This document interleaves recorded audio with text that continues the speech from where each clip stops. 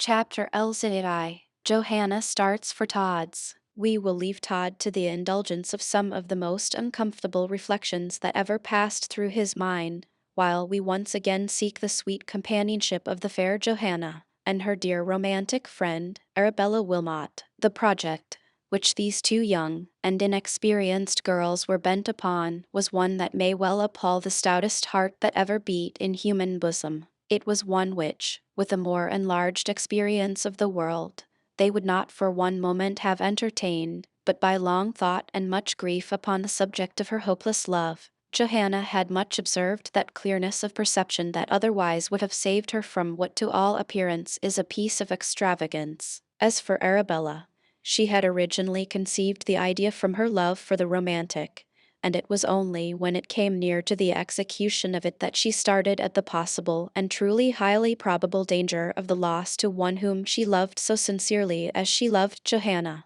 But all that has passed away. The remonstrances have been made, and made in vain. Arabella is silenced, and nothing remains but to detail to the reader the steps by which the courageous girl sought to carry out a plan so fraught with 1,000 dangers. Both Arabella and Johanna sought the abode of the latter's father, for the first step in the affair was to say something there, which was to account seemingly satisfactorily for any lengthened stay of Johanna from home. This was by no manner of means a task of any difficulty, for in addition to the old spectacle maker being innocence itself as regarded the secreting anything in the shape of a plot, Arabella Wilmot was the very last person in all the world he would have thought capable of joining in one. As for Mrs. Oakley, she was by far too intent, as she said herself frequently, upon things which are eternal, to trouble herself much about terrestrial affairs, always except they came to her in the shape of something enticing to the appetites. What a state of things, that a mother should forget the trust that is placed in her when she is given a child, and fancy she is really propitiating the Almighty by neglecting a stewardship which He has imposed upon her. But so it is. There are, we fear, in different ways, a great many Mrs. Oakleys in the world. Ah, my dear Miss Wilmot, said the old spectacle maker to Arabella, when he saw her, how glad I am to see you. How fresh you look. Arabella's face was flushed with excitement and some shame that the errand she came upon was to deceive. She had not heard yet of the spurious philosophy that the end sanctifies the means. I have come to. Yes, my dear, to stay a while, and let us look at your pretty face. Come, my dear Johanna, your mother is out. What can you get for your friend, Miss Wilmot? Here, my dear, take this half-crown and get some sweetmeats, and I will open for you a bottle of the old Malaga wine. Johanna's farewell of her father prior to her encounter with Todd. Johanna's farewell of her father prior to her encounter with Todd. Johanna's eyes filled with tears, and she was compelled to turn aside to conceal those telltale traces of emotion from her father. Arabella saw that if anything was to be said or done in furtherance of the affair upon which Johanna had now set her heart, she must do it or say it. Summoning all her courage, she said, My dear sir, bless me, my child, when did you begin to call your old kind friend sir? My dear Mr. Oakley. Ah, that's near the old way. Well, my dear Arabella, what would you say to me? Will you trust Johanna with me tonight, and perhaps to tomorrow night? I don't think Johanna can come to much harm with you, my dear, said Mr. Oakley. You are older than she a little, and at your age a little goes a long way, so take her, Arabella, and bring her back to me when you like. With what a shrill of agony did Arabella hear Johanna thus committed to her care. She was compelled to grasp the back of the old spectacle maker's chair for support. Yes, sir, she said. Oh, yes, Mr. Oakley. Well, my dears, go, and God bless you both. To both Arabella and Johanna's perception there was something ominous about this blessing at such a time, and yet it had really about it nothing at all unusual, for Mr. Oakley was very much in the habit of saying to them, God bless you, when they left him, but feeling, as they did, the hazard that she Johanna may encounter before again she heard that voice say, God bless you, if, truly, she ever again heard it, No wonder the words sank deep into their hearts and called up the most painful emotions. Johanna certainly could not speak. Arabella tried to laugh, to hide an emotion that would not be hidden, and only succeeded in producing an hysterical sound that surprised Mr. Oakley. "What's the matter, my dear?" he said. "Oh, nothing, nothing, dear Mr. Oakley, nothing." "Well, I'm glad to hear it. Perhaps I only fancy it, but you both seem. What do we seem, father?" said Johanna, looking very pale and speaking with a great effort. "Not quite as usual, my darling." That, gasped Johanna, "can only be fancy." "Of course not," said Oakley. "Fancy. I think I said it was, or if I did not, I meant to say so, my love." "Come," said Arabella. Yes, yes, father.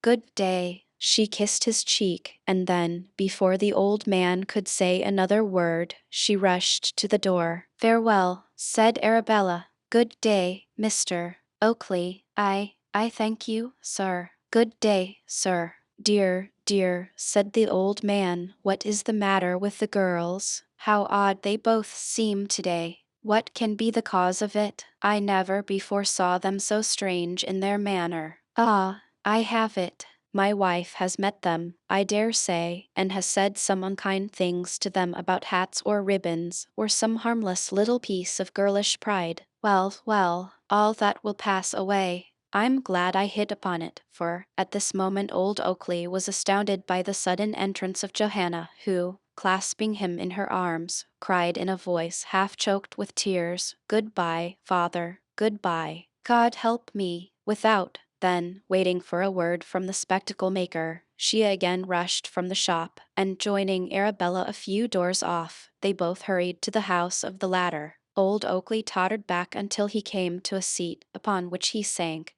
with an air of abstraction and confusion that threatened to last him for some time, and in that, for the present, we must leave him, while we look narrowly at the conduct of the two young creatures, who have, in the pride of their virtue and their nobleness of purpose, presumed to set up their innocence against the deep craft of such a man as Sweeney Todd. Well may Johanna say, "God help me." "It is done," said Johanna, as she clutched her friend by the arm. "It is done now. The worst is over." "Oh, Johanna. Well, Arabella, why do you pause? What would you say?" "I scarcely know, and yet I feel that it ought to be something that I have promised you. I would not say." "Let your lips be sealed, then, dear friend, and be assured that now nothing but the visible interposition of God shall turn me from my purpose. I am calm and resolved." These words, few as they were too significant and spoken with too evident sincerity to permit a doubt of their deep intensity and truth. And from that moment Arabella Wilmot looked upon the scheme of Johanna going in disguise to Todd's as quite settled so far as regarded the attempt. It was the result now only that had to be looked to. "I will say no more, Johanna, except as regards detail. In that I may offer you advice." "Oh, yes, Arabella. Thankfully received advice, as well you know. What is it you would say?" "That you ought to wait until the morning, and so perhaps lose precious hours." "Oh, no. Do not ask me now to submit to any delays, Arabella. But if there be reason, Johanna, well, the reason, I think that, if possible, it would be well to avoid the necessity of remaining a night at Todd's. And so if you go in the morning, you see, Johanna, you may have an opportunity before nightfall of making all the discoveries you wish, or of satisfying yourself that they are not to be made at all. It may be so, and yet I almost think night will be the best time of all. But by waiting until tomorrow morning, Johanna, you will have both day and night." Yes. I wish I knew what would be the best, Arabella. My feelings are wound up to this enterprise, and I am altogether in such a frightful state of excitement concerning it, that I know not how I should be able to support myself under the delay of the remainder of today and the whole of the ensuing night. In the night you will have repose, and tomorrow morning, with much more calmness and effect, you will be able to start upon your errand. Believe me, Johanna, I don't counsel this delay with any hope, or wish, or expectation that it will turn you from your purpose, but simply because I think it will the better ensure its successful termination. Successful? What will you call successful, Arabella? Your coming back to me uninjured, Johanna. Ah, that speaks your love for me, while I love him for whose sake I am about to undergo so much, sufficiently to feel that were I sure he was no more, my own death at the hands of Sweeney Todd would be success. Johanna, Johanna, don't speak in such a strain. Have you no thought for me? Have you no thought for your poor father, to whom, as you well know, you are the dearest tie that he has in the world? Oh, Johanna, do not be so selfish. Selfish? Yes, it is selfish, when you know what others must suffer because they love you, to speak as though it were a thing to be desired that you should die by violence. Arabella, can you forgive me? Can you make sufficient allowances for this poor distracted heart, to forgive its ravings? I can, I do, Johanna, and in the words of your father, I am ever ready to say God bless you. You will not go till to-morrow? After the pause of a few moments, Johanna said faintly, I will not, I will not. Oh, that is much.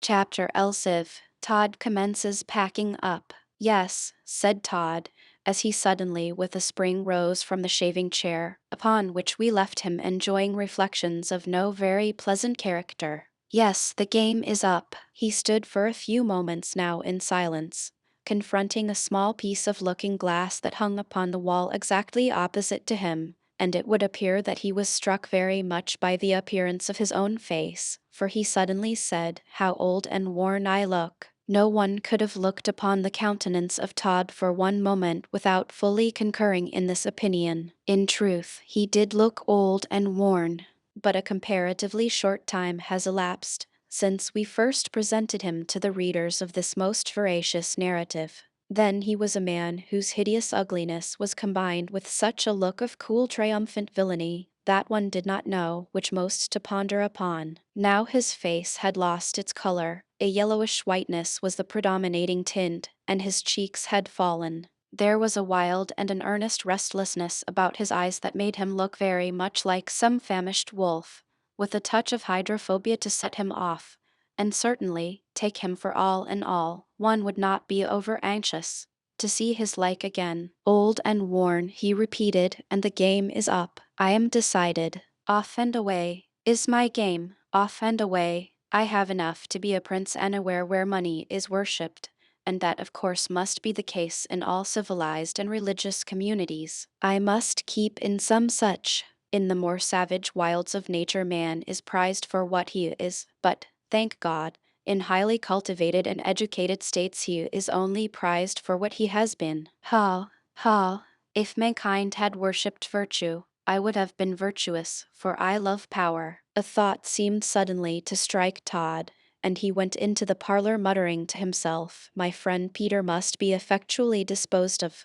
He raised the cover which was upon the table, and with a grunt of satisfaction, added, Gone. That will do. There was no trace of the body that he had kicked under the table. By some strange mysterious agency it had entirely disappeared, and then Todd went somehow to the back of the house and got a wet mop, by the aid of which he got rid of some stains of blood upon the floor and the fender. All's right, he said, I have done some service to Fogg, and I will, when I am far enough off for any sting not to recoil upon myself, take good care that the law pays him a visit, the villain as well as the fool, to deceive me regarding the boy Tobias. What can have become of him? This was a question that gave Todd some uneasiness, but at length he came to the conclusion that the dreadful treatment he, Tobias, had received at the asylum had really driven him mad, and that in all human probability he had fallen or cast himself into the river, or gone into some field to die.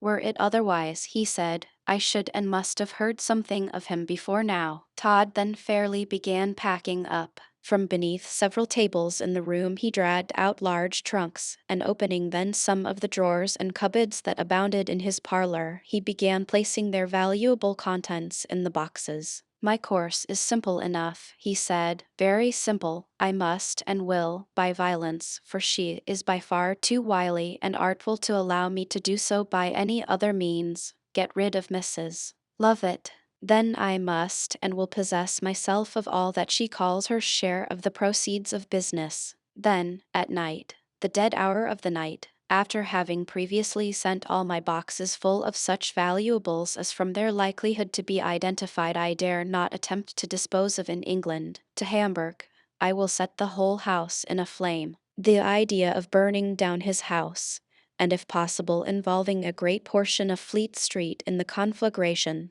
always seemed to be delightful enough to Todd to raise his spirits a little. Yes, he added, with a demoniac grin, there is no knowing what amount of mischief I may do to society at large upon that one night, besides destroying amid the roar of the flames a mass of accumulated evidence against myself that would brand my memory with horrors, and, for aught I know, cause a European search after me. As he spoke, watches, rings, shoe buckles, brooches, silver heads of walking canes, snuff boxes, and various articles of bijouterie were placed row upon row in the box he was packing. Yes, he added, I feel that there is danger.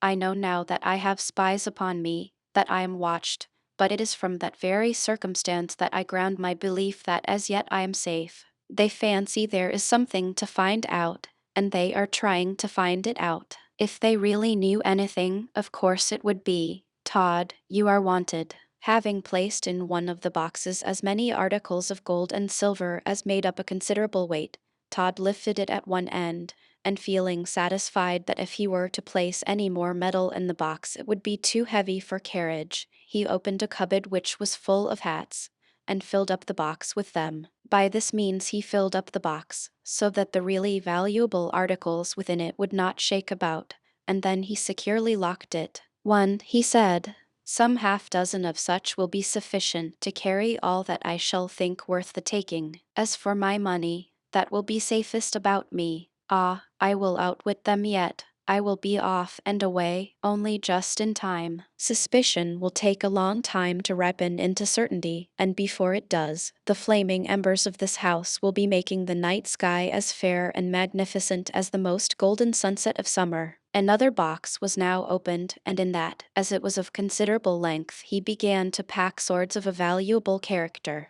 He went to the rooms above stairs, which, as the reader is already aware, contained much valuable property, and brought down troops of things, which with complacent looks he carefully placed in the chest. Ever and soon, as he went through this process, he kept muttering to himself his hopes and fears. What is to hinder me, in some principality of Germany, from purchasing a title which shall smother all remembrance of what I now am, and as the Baron something, I shall commence a new life, for I am not old, no, I am not old, far from old, although late anxieties have made me look so. I am not so nervous and fearful of slight things as I was, although my imagination has played me some tricks of late. Some slight noise, that sounded as if in the house, although it was in all probability in the next one, came upon his ears, and with a howl of terror he shrunk down by the side of the box he had been packing. Todd alarmed at strange sounds whilst packing his plunder. Todd alarmed at strange sounds whilst packing his plunder. Help!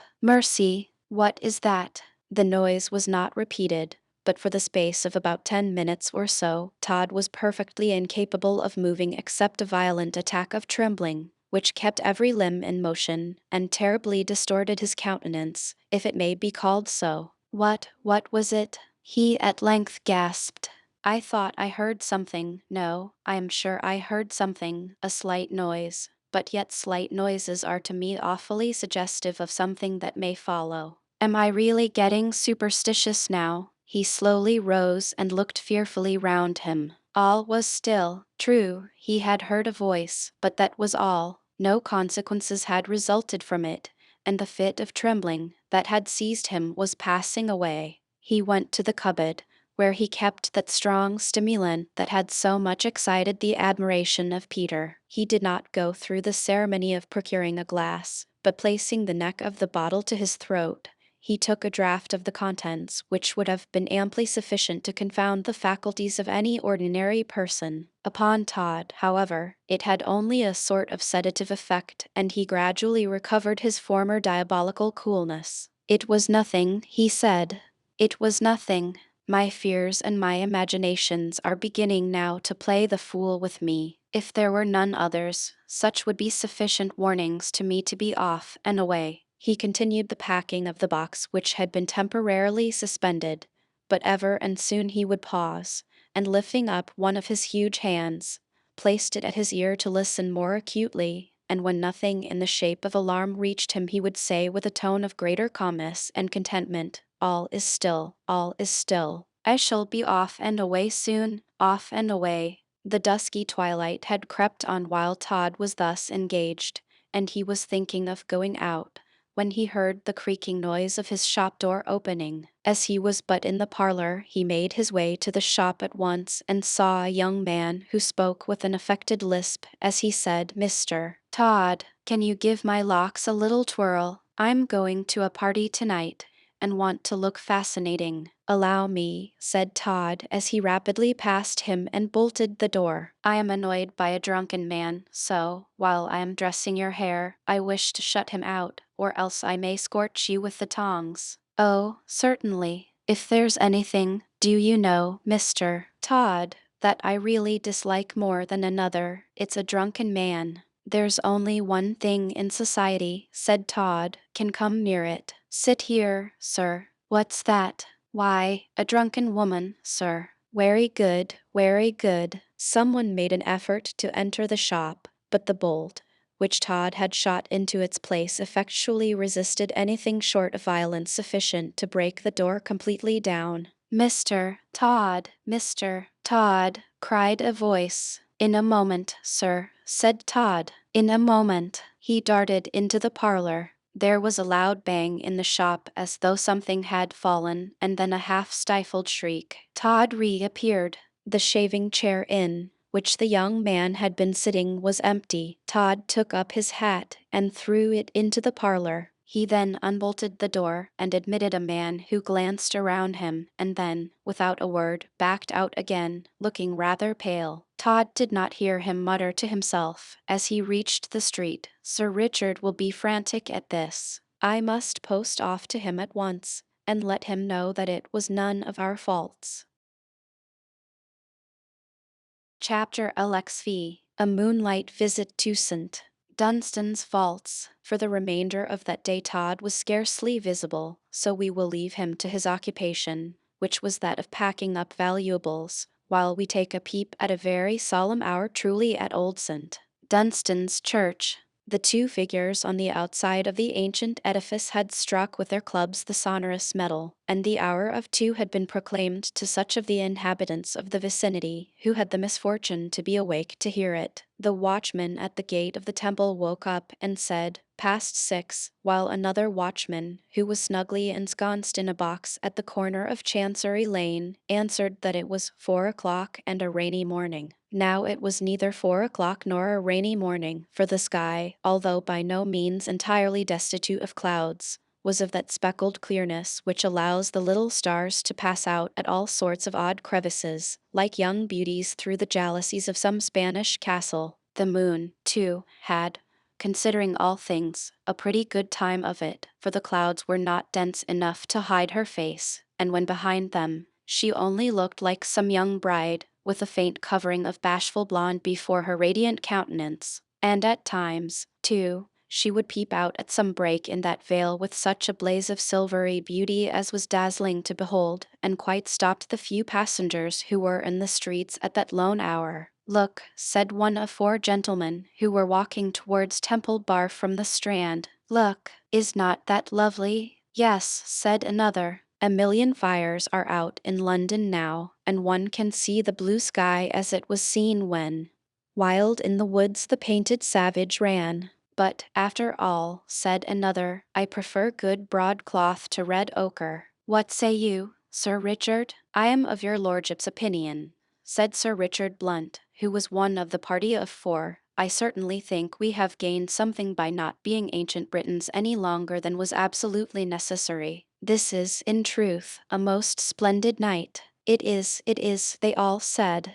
By this time, strolling along in an independent sort of fashion, they had reached Temple Bar, and then Sir Richard, bowing to the one who had not yet made any sort of remark, said, "Mr. Villemay, you have not forgotten the keys? Oh no, Sir Richard, oh no. Then, gentlemen, we are very near our place of destination. It will be advisable that we look about us, and use the utmost precaution to be sure that we are not watched by any one. Yes, yes, said the other. You will be the best judge of that, Sir Richard. With your tact, you will be able to come to a conclusion upon that subject much better than we can. Sir Richard Blunt made a slight kind of bow in acknowledgment of the compliment to his tact, and then, while what we may call the main body waited under the arch of Temple Bar, he advanced alone into Fleet Street. After advancing for a short distance, he took from his pocket a small silver whistle, and produced upon it a peculiar thrilling note.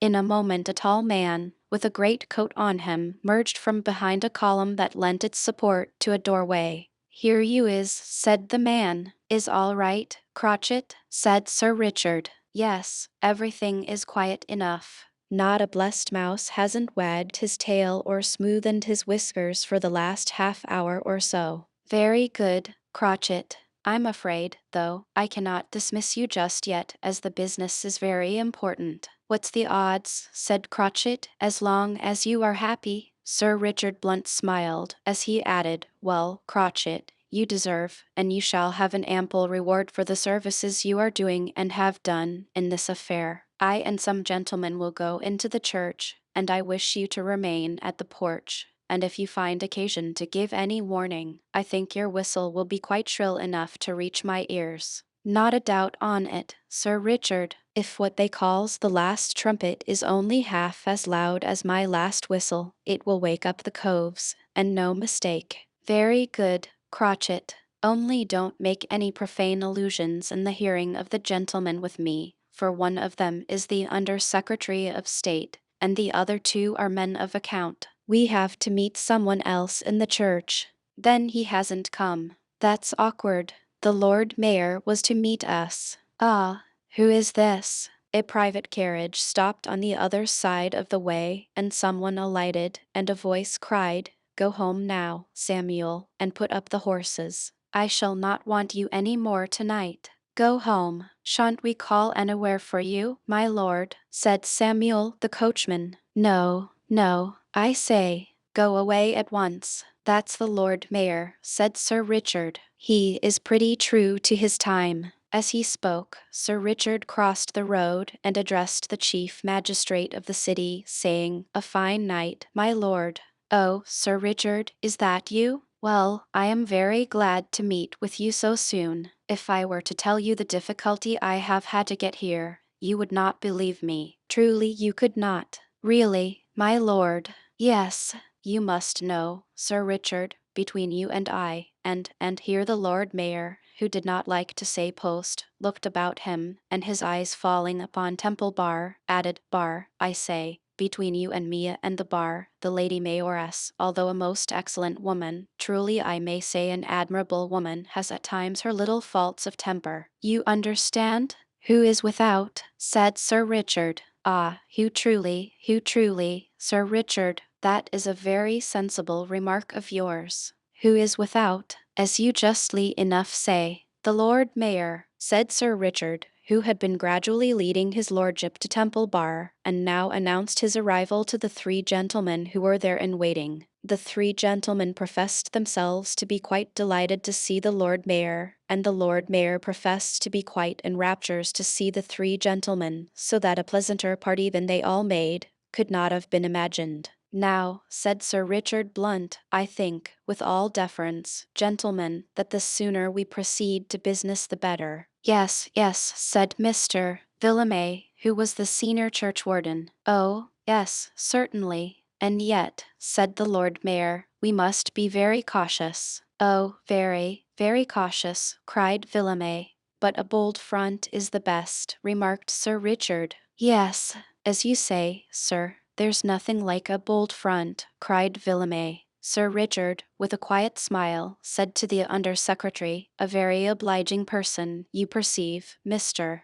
Villemay is." "Oh, very," laughed the secretary. Preceded now by the churchwarden, they all made their way towards the church, but the watchman at the corner of Chancery Lane must have had something upon his mind, he was so very wakeful, for after they had all passed but Crotchet, he looked out of his box, and said, "Thieves." "What's that to you?" said Crotchet, facing him with a look of defiance. "Eh, can't you be quiet when you is told?" "Murder," said the watchman, as he began to fumble for his rattle. "Hark ye, old pump," said Crotchet, "I've settled 8 watchmen atween this here and Charing Cross, and you'll make 9, if you opens your mouth again." The appalled watchman shrank back into his box. 8, did you say? Yes. Crotchet took the lantern off its hook in front of the box, and smashed it upon the head of the guardian of the night, upon which the aforesaid guardian shrank completely down to the bottom of the box, with the fragments of the lantern hanging about him, and said not another word.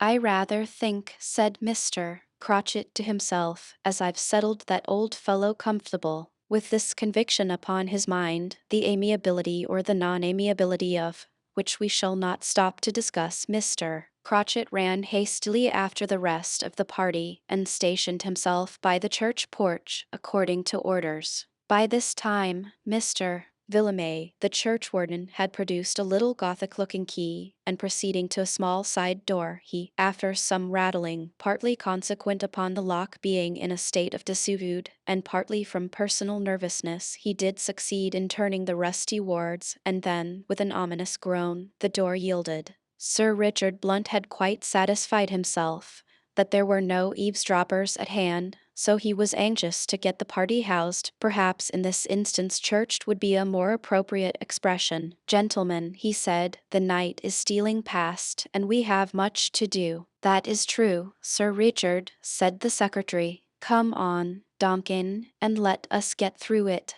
The Lord Mayor shook a little as he passed through the little door, last having, although king of the city, given the pass to every one of his companions upon that most mysterious mission to Old St. Dunstan's church at such an hour. Perhaps he had a faint hope that they may leave him entirely behind, and shut the door precipitately, so that he could not get in. If he had any such hope, however, it was doomed, like too many human hopes, to bitter disappointment, for Sir Richard Blunt held the door open for him, saying blandly, "Now, my lord, we could not get on without you." "Oh, thank you, you are very good." The Lord Mayor crossed the threshold, and then Mr. Villemay, who had occupied a remote and mysterious position at the back of the door, closed it and locked it on the inside. If you were to lose the key, Mr. Villemay," said the Lord Mayor. "Why, then," interposed Sir Richard Blunt, "I'm afraid we should have to stay there until Sunday, unless some couple kindly got married in the meantime." The Lord Mayor gave a very odd kind of cough, as he said,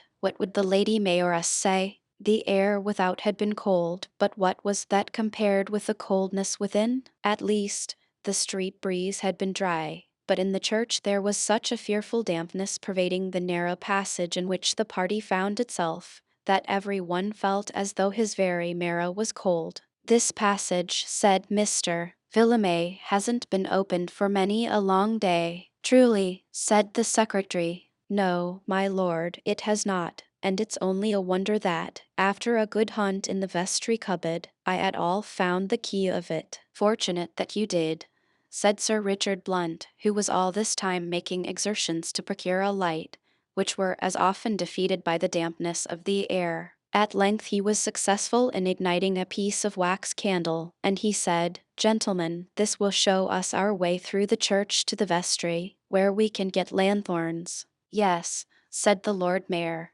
who was getting so nervous that he thought himself called upon to make some reply to anything and anybody. "Yes, lanthorns in the vestry." "Well," said the secretary, "my Lord Mayor, your mayoralty will be distinguished by this dreadful affair for all time to come." "Many thanks to your lordship, it will." The secretary smiled as he whispered to his friend Donkin, "The city magistrate don't seem happy, Donkin." Far from it. At the end of the little narrow, damp, gloomy, cobwebby passage in which they were, was another little door, the upper half of which was of highly ornamented iron fretwork, the side of which next to the church interior being gilt. This door likewise yielded to a key which Mr. Villemay produced, and then they found themselves at once in the western aisle of the church. The stench don't seem so bad, said Sir Richard. No, sir, said Villemay. Chapter LXVI. The Cook's Visitors. Sir Richard shaded with his hand the little light that he carried as he walked solemnly across the nave towards the chancel, where the vestry room was situated. He was followed closely by the whole party, and the audible breathing of the Lord Mayor sufficiently proclaimed the uneasy state of his lordship's nerves. How strange it is, said the secretary, that men will pile up stones and timber until they make something to enter, which then terrifies their weak natures, and they become the slaves of the very materials that they have made to enclose and roof in a certain space upon which otherwise they would stand unmoved. It is so, said Duncan. Why, the fact is, I suppose, said Sir Richard Blunt, that it is what is called original sin that sticks to us, and so conscience does make cowards of us all, whether we are personally or not obnoxious to the pangs of the still small voice. Upon my word, Sir Richard, said the secretary, you are quite a free thinker, truly you are. Suddenly the whole party paused, for something resembling a moan was heard from among the pews in the center of the church, and every one was anxious to listen for a repetition of the sound. Did you hear it? Whispered the secretary. In faith, I did, said Mr. Donkin. And I, said Sir Richard Blunt. And we, said the Lord Mayor, in defiance of grammar. I feel rather unwell, gentlemen, do you know? Hush, let us listen, said the secretary. They all stood profoundly still for a few minutes, and then, just as they were one and all beginning to think that after all it must be a mere thing of fancy, the same mournful moan came once more upon their ears. There can be no mistake, said Sir Richard. We all hear that, is it not so, gentlemen? Yes, yes, said everybody. I'm getting worser, said the Lord Mayor. This mystery must be cleared up, said the secretary. Is it a trick upon us, do you think, Sir Richard? No, my lord, certainly not. Then we cannot go on until this is cleared up. You are armed, of course, Sir Richard? Yes, my lord. Sir Richard Blunt took from his pocket a double-barreled pistol. There was now a sort of pause, as though each of those present expected the others to say or to do something which should have the effect of discovering what the singular noise portended. Of course, Sir Richard Blunt felt that in such an emergency he would be the man naturally looked to. It is absolutely necessary, he said, that we should find out what this means before proceeding farther. Yes, yes, said the Lord Mayor, no doubt of it, and in the meantime I'll run to the mansion house and get some assistance, gentlemen. Oh, no, my lord, oh, no, said the secretary to the chief magistrate of the city. We cannot think of sparing you. But, certainly not, said Sir Richard Blunt, who was keenly alive to the tone of irony in which the secretary spoke. Certainly not.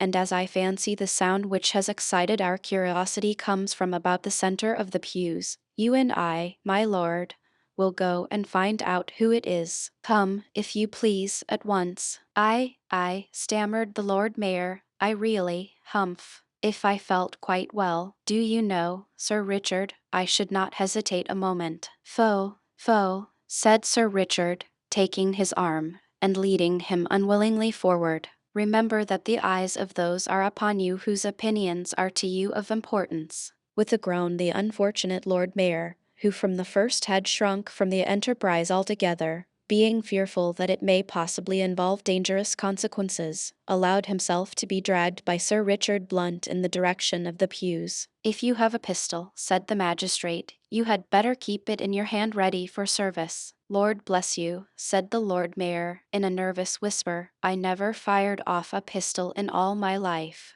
Is that possible? I don't know about being possible, but it's true. Well, you do surprise me. So you see, Sir Richard, added his temporary lordship, suddenly popping into the churchwarden's pew, which they had just reached. So I'll stay here and keep an eye upon you. Sir Richard Blunt was not at all sorry to get rid of such a companion as the Lord Mayor, So with a cough, he left him in the pew, and went forward alone, determined to find out what it was that made the extraordinary noise. As he went forward, towards the spot from where it had come, he heard it once again, and in such close proximity to him, that albeit unaccustomed to allow anything to affect his nerves, he started back a pace. Shading, then, the little bit of wax candle that he had in his hand, he looked steadily in the direction of the low moaning sound. In an instant he found a solution of the mystery. A couple of pigeons stood upon the handrail of one of the pews,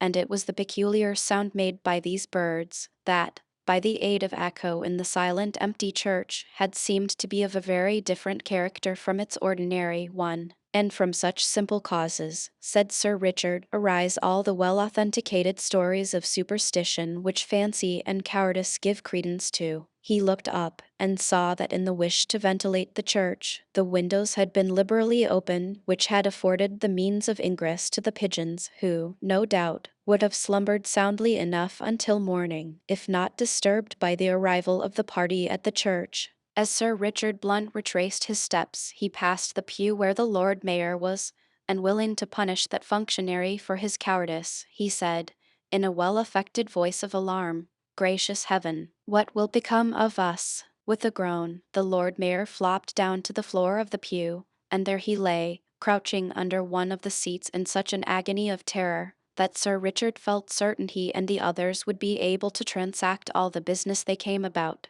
before he would venture to move from that place of concealment. The magistrate speedily informed the rest of the party what was the cause of the alarm, and likewise hinted the position of the Lord Mayor, upon which the secretary said, "Let him be. Of course, as a matter of courtesy, I was obliged to write to him upon the subject, but we are as well, and perhaps better without him." "I am of the same opinion," said Sir Richard. They now went at once to the vestry, and 2 good lanterns were then procured and lit. The magistrate at once led the way to the stone that had been raised by the workmen in the floor of the church, and which had never been effectually fastened down again. In a corner, where no one was likely to look, Sir Richard placed his hand for a crowbar which he knew to be there, and having found it, he quickly raised the stone on one side. The other gentlemen lent their assistance, and it was turned fairly over, having exposed the steps that led down to the vaults of Old St.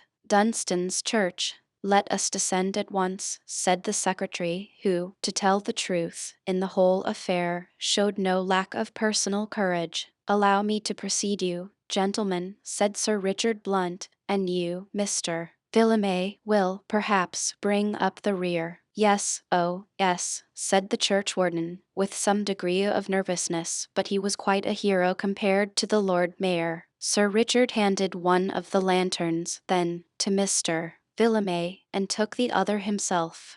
Without another moment's delay, then, he began the descent. They could all, as they went, feel conscious that there was certainly a most unearthly smell in the vaults, a smell which, considering the number of years that had elapsed since any interments had taken place in them, was perfectly unaccountable. As they proceeded, this stench became more and more sickening, and the secretary said, as he held a handkerchief to his mouth and nose, "The Bishop of London spoke to me of this, but I really thought he was exaggerating." "It would be difficult to do that," said Sir Richard. "It is as bad almost as it can very well be, and the measures taken for the purpose of ventilation have not as yet had a very great effect upon it." "I should say not." With tolerable speed the magistrate led the party on through a vast number of vaults, and through several narrow and rather tortuous passages, after which he came to an iron door. It was locked, but placing the lantern for a few moments upon the floor, he soon succeeded in opening it with a skeleton key. The moment he had done so, the secretary exclaimed, "Heyday, this is something different." "In what respect, my lord?"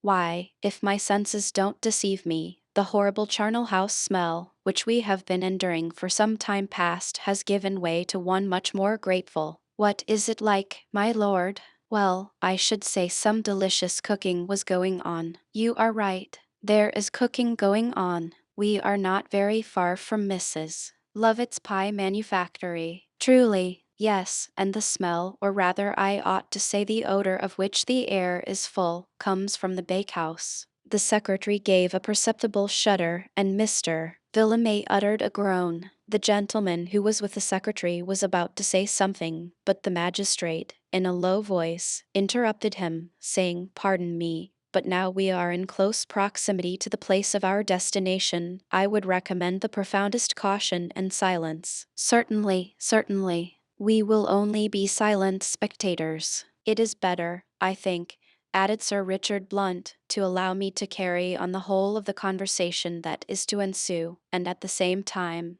any of you gentlemen can suggest to me a question to ask, and I will at once put it to the man we come to speak to." "That will do, Sir Richard, that will do." The magistrate now hurried on as though those savory steams that scented the air from the bakehouse of Mrs. Lovett's pies were to him more disagreeable than the horrible smell in the vaults, that made everybody shake again. In a few minutes he arrived at her room, for it could not be called a vault. It had a floor of rough stone flags, which seemed as though they had originally belonged to some of the vaults, and had been pulled up and carried to this place to make a rude flooring. There was nothing very remarkable about the walls of this place, save at one part, and there was evidently a door, across which was placed a heavy iron bar. "It is through there," said Sir Richard. But you do not intend to open it?" "Certainly not."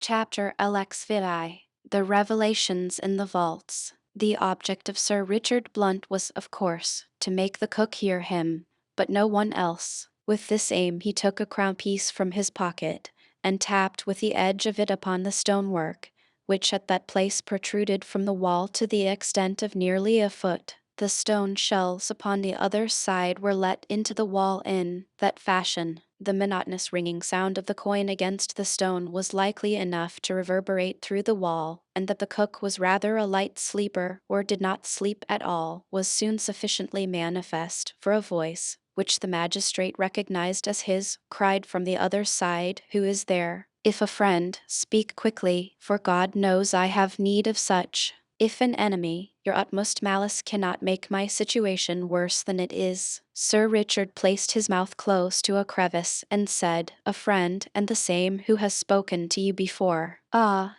I know that voice. Do you bring me freedom? Soon. But I have much to ask of you. Let me look at the daylight, and then ask what you will. I shall not tire of answering. No, the principal thing I have to ask of you is yet a little more patience." "Patience, patience. It seems that I have been years in this place, and yet you ask me to have more patience. Oh, blessed liberty, am I not to hail you yet? Can you forget that you have another object, namely, to bring to the just punishment of the law those who have placed you and others in this awful position?" "Yes, yes, but you would forego all that to be free. A few short hours before you would be free with the accomplishment of all that justice and society required." "No, no, God help me. I will have patience. What is it that you demand of me now? Speak. Your name? Alas, alas, surely you cannot hesitate to tell one who has run some risks to befriend you, who you are." "If, by my telling that, I saw that those risks were made less, I would not hesitate.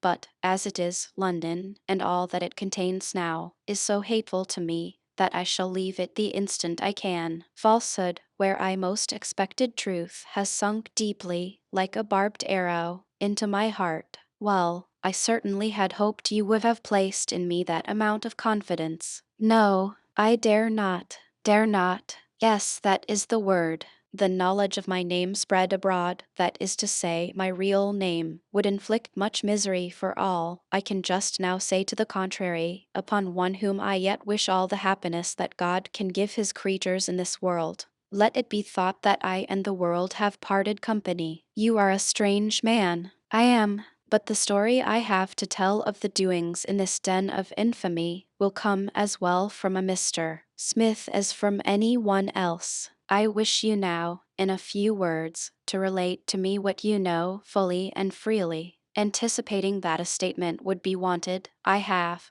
with no small amount of trouble, manufactured for myself pens and ink, and have written all that I have to say. How can I give you the document? There is a chink here in the wall through which I am addressing you. Can you pass it through? I will try. I see the chink now for the first time since my long and painful residence here. Your light upon the other side has made it quite apparent to me. I think, by folding my paper close, I can pass it through to you. Try it. In about half a minute Sir Richard Blunt got hold of a piece of folded paper, which was pushed partly through the chink. He pulled it quite through, and handed it to the secretary, who, with a nod, at once put it in his pocket. And now for how long, said the cook, am I to pine for freedom from this dreadful place? Recollect that each hour here has upon its passing wings a load of anxieties and miseries, such as I only can appreciate. I have brought a letter for you, said Sir Richard, which will contain all the intelligence you wish, and give you such instructions as shall not only ensure your safety, but enable you to aid materially in bringing your persecutors to justice. Place your hand to the crevice and take it. I have it. Well, read it at your leisure. Have you any means of knowing the time of day in your prison? Oh yes. There is a clock in the bakehouse, by which I am forced to regulate the different batches of pies. That will do. Have you had any more threats from Mrs. Lovett? None. As long as I perform my loathsome duty here, I see no one and hear of no one. Be of good cheer, your desolate condition will not last long. It is not easy under present circumstances to enter at large into matters which may induce you to declare who you really are. But when you and I meet in the bright sunshine from which you have been debarred for so long, you will think very differently from what you do now upon many things. Well, sir, perhaps I shall. Good night to you. Take what rest and refreshment you can, my good friend, and believe that there are better days in store for you. I will strive to think so. Good night.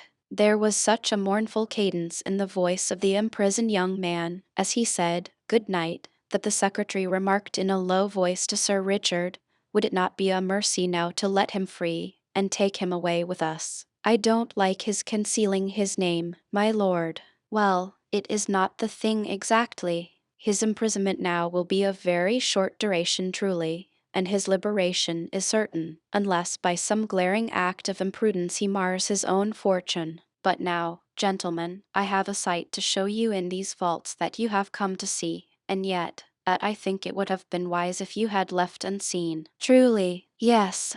You will soon agree with me in opinion. Sir Richard, bearing the lantern in his hand, led the way for a considerable distance back again, until they were fairly under the church, and then he said, "A large vault belonging to a family named Weston, which is extinct I fancy, for we can find no one to claim it, has been opened near this spot." By whom? That you will have no difficulty in guessing. It is that vault that I wish to show you. There are others in the same condition, but one will be enough to satiate your appetites for such sights. This way, gentlemen, if you please. As the light from the two lanterns fell upon the faces of Sir Richard Blunt's companions, curiosity and excitement could be seen paramount upon their features. They followed him as their guide without a word, but they could not but see that he trod slowly, and that now and then a shudder crossed his frame. "Evening, you are affected," said the secretary, when the silence had lasted some minutes. "I were something more or less than human," replied Sir Richard Blunt,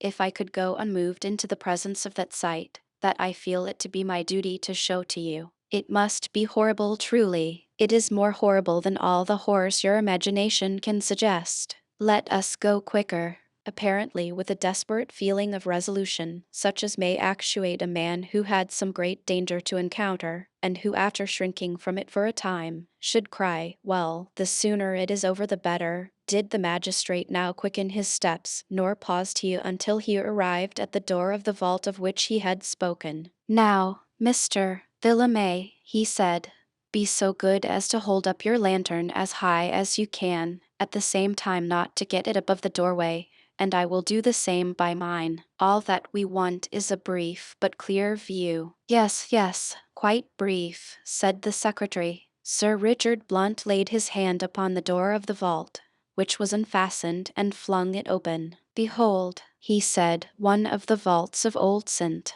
Dunstan's. For the space of about a minute and a half no one uttered a word, so it behoves us to state what that vault contained, to strike such horror into the hearts of bold educated men, piled one upon each other on the floor, and reaching halfway up to the ceiling lay a decomposing mass of human remains, heaped up one upon another, heedlessly tossed into the disgusting heap any way, lay the gaunt skeletons with pieces of flesh here and there only adhering to the bones. A fetid steam rose up from the dead, and upon the floor was a pool of corruption, creeping along as the declivities warranted. Eyes, hands half denuded of flesh, glistening vermin, shiny and sleek with the luxurious feeding they there got, slipped glibly in and out of the heaped-up horror. Todd's victims in the vaults of Old St. Dunstan's Church. Todd's victims in the vaults of Old St. Dunstan's Church. No more, no more, cried the secretary. I sicken, said his friend, I am faint. Sir Richard Blunt let go the door, and it slammed shut with a hollow sound. Thank God, he said. For what? Gasped Mr. Villamay. That you and I, my friend, need not look upon the sight again. We are all sufficient evidence upon our oaths that it is here to see. Yes, come away, said the secretary. You told me something of what was to see, Sir Richard Blunt, but my imagination did not picture it to be what it is. I told you that likewise, my lord. You did. With hurried steps they now followed the magistrate, and it was with a feeling of exquisite relief that they all found themselves, after a few minutes, fairly in the body of the church, and some distance from that frightful spectacle they had each thought it to be their duty to look upon. Let us go to the vestry, said the secretary, and take something. I am sick at heart and stomach both. And I am everything, and hungry too, cried a voice, and the Lord Mayor popped his head up from the churchwarden's pew. No one could help laughing at this, although, to tell the truth, those men, after what they had seen, were in no laughing mood, as the reader may well imagine. Is that our friend, the king of the city? Said the secretary. It is, said Sir Richard.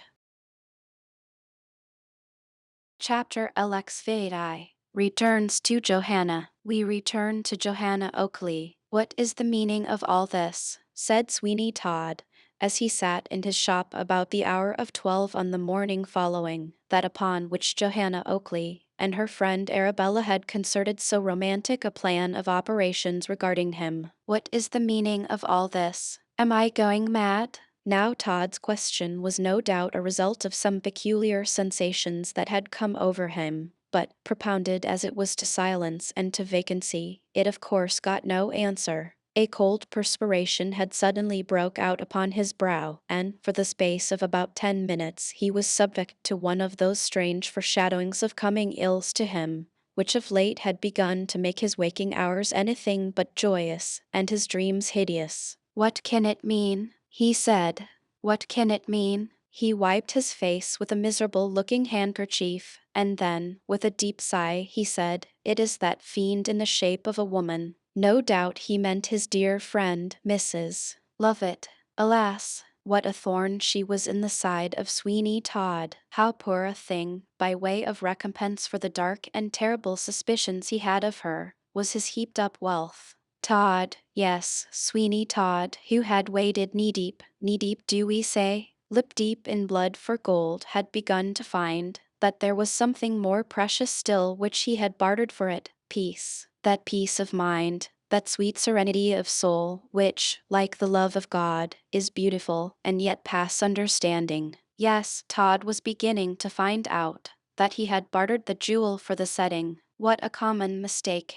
Does not all the world do it? They do. But the difference between Todd and common people merely was that he played the game with high stakes. Yes, added Todd, after a pause, curses on her. It is that fiend in the shape of a woman who cows my better part of man, and she or I must fall. That is settled. Yes, she or I. There was a time when I used to say she and I could not live in the same country, but now I feel that we cannot both live in the same world. She must go, she must lapse into the sleep of death.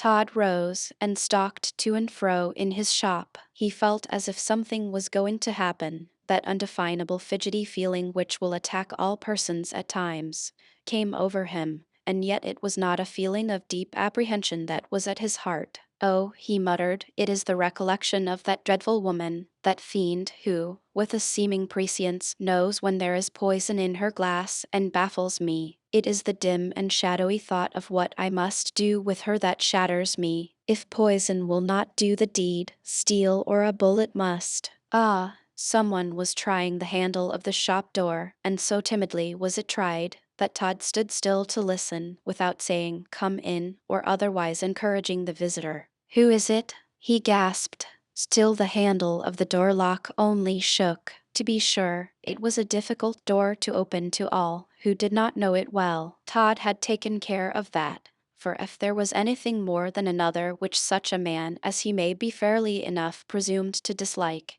it would be to be glided in upon by the sudden opening of an easygoing door. "Come in," he now cried. The person without was evidently anxious to obey the invitation, and a more strenuous effort was made to unfasten the door. It yielded at length. A young and pretty-looking lad, apparently of about 13 or 14 years of age, stood upon the threshold. He and Sweeney Todd looked at each other in silence for a few moments. If a painter or a sculptor could have caught them as they stood and transferred them to canvas or to marble, he may have called them an idea of guilt and innocence. There was Todd, with evil passions and wickedness written upon every feature of his face.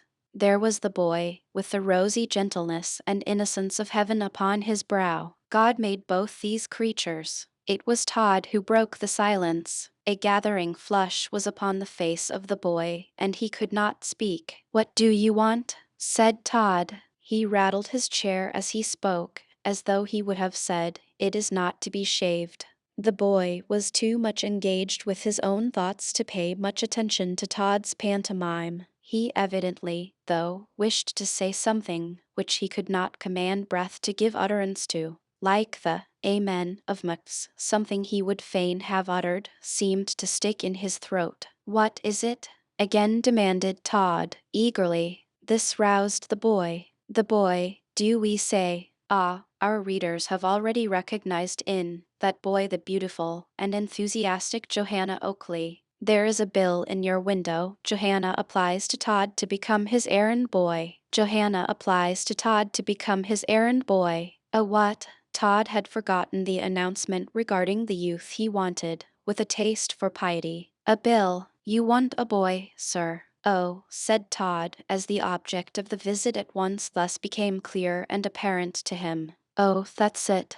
"Yes, sir." Todd held up his hand to his eyes, as though he were shading them from sunlight, as he gazed upon Johanna, and then, in an abrupt tone of voice, he said, "You won't do." "Thank you, sir." She moved towards the door. Her hand touched the handle. It was not fast. The door opened. Another moment and she would have been gone. "Stop," cried Todd. She returned at once. "You don't look like a lad in want of a situation. Your clothes are good. Your whole appearance is that of a young gentleman. What do you mean by coming here to ask to be an errand boy in a barber's shop? I don't understand it. You had different expectations." "Yes, sir. But Mrs. Green." "Mrs. who?" "Green, sir. My mother-in-law. Don't use me well, and I would rather go to sea, or seek my living in any way, than go back again to her. And if I were to come into your service, all I would ask would be that you did not let her know where I was." "Humph. Your mother-in-law, you say?" "Yes, sir. I have been far happier since I ran away from her than I have been for a long time past." "Ah, you ran away? Where lives she?" "At Oxford. I came to London in the wagon, and at every step the lazy horses took, I felt a degree of pleasure that I was placing a greater distance between me and oppression." "Your own name?" "Charlie Green. It was all very well as long as my father lived, but when he was no more, my mother-in-law began her ill usage of me. I bore it as long as I could, and then I ran away. If you can take me, sir, I hope you will. Go along with you. You won't suit me at all. I wonder at your impudence in coming." "No harm done, sir." I will try my fortune elsewhere. Todd began sharpening a razor as the boy went to the door again. Shall I take him? He said to himself. I do want someone for the short time I shall be here. Humph, an orphan, strange in London. No one to care for him. The very thing for me. No prying friends, nowhere to run the moment he is sent of an errand with open mouth, proclaiming this and that has happened in the shop. I will have him. He darted to the door. Hi, hi. Johanna turned round and came back in a minute. Todd had caught at the bait at last. She got close to the door. Upon consideration, said Todd, I will speak to you again, but just run and see what the time is by Dunstan's church. Sent who? Said Johanna, looking around her with a bewildered, confused sort of air. Sent who? Dunstan's, in Fleet Street. Fleet Street, if you will direct me, sir. I dare say I shall find it. Oh, yes. I am good at finding places. He is strange in London, muttered Todd. I am satisfied of that. He is strange. Come in, and shut the door after you. With a heart beating with violence that was positively fearful, Johanna followed Todd into the shop, carefully closing the door behind her, as she had been ordered to do. Now, said Todd, nothing in the world but my consideration for your orphan and desolate condition could possibly induce me to think of taking you in, but the fact is, being an orphan myself, here Todd made a hideous grimace, I say, being an orphan myself, with little to distress me amid the oceans and quicksand of this wicked world, some very strong sense of religion, another hideous grimace, I naturally feel for you. Thank you, sir. Are you decidedly pious? I hope so, sir. Humph. Well, we will say more upon that all-important subject another time, and if I consent to be your master, Charlie Green, sir.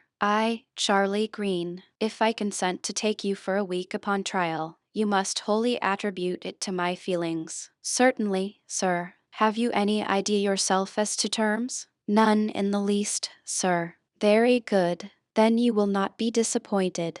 I shall give you 6 pence a week, and your board wages of 3 pence a day, besides perquisites. The 3 pence I advise you to spend in 3 penny pies at Mrs. Lovett's in Bell Yard. They are the most nutritious and appetizing things you can buy, and in the Temple you will find an excellent pump, so that the half-hour you will be allowed for dinner will be admirably consumed in your walk to the pie shop, and from there to the pump, and then home here again. Yes, sir. You will sleep under the counter here of a night, and the perquisites I mention will consist of the use of the pewter wash-hand basin, the soap, and the end of a towel. Yes, sir. You will hear and see much in this place. Perhaps now and then you will be surprised at something, but, Master Charlie, if you go and gossip about me or my affairs, or what you see, or what you hear, or what you think you would like to see or hear, I'll cut your throat. Charlie started. Oh, sir, he said, you may rely upon me. I will be quite discreet. I am a fortunate lad to get so soon into the employment of such an exemplary master. Todd, for a space of 2 minutes, made the most hideous and extraordinary grimaces. Fortunate lad, he said. Exemplary master. How true. Poor Johanna shuddered at that dreadful charnel house sort of laugh.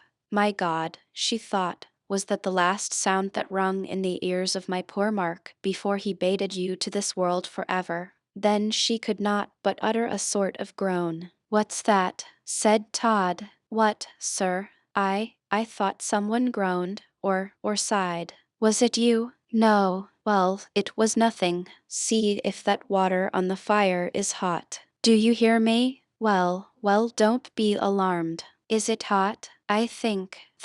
Put your hand in it. Quite hot, sir. Well, then, Master Charlie, a customer. Come in, sir. Come in, if you please, sir. A remarkably fine day, sir. Cloudy, though. Pray be seated, sir. Ahem. Now, Charlie, bustle. Shaved, sir, I presume?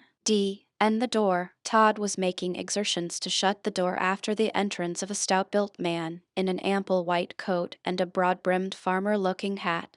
but he could not get it close, and then the stout-built man cried out, "Why don't you come in, Bob? Leave off your tricks. Why, you is old enough to know better." "It's only me," said another stout-built man in another white coat as he came in with a broad grin upon his face.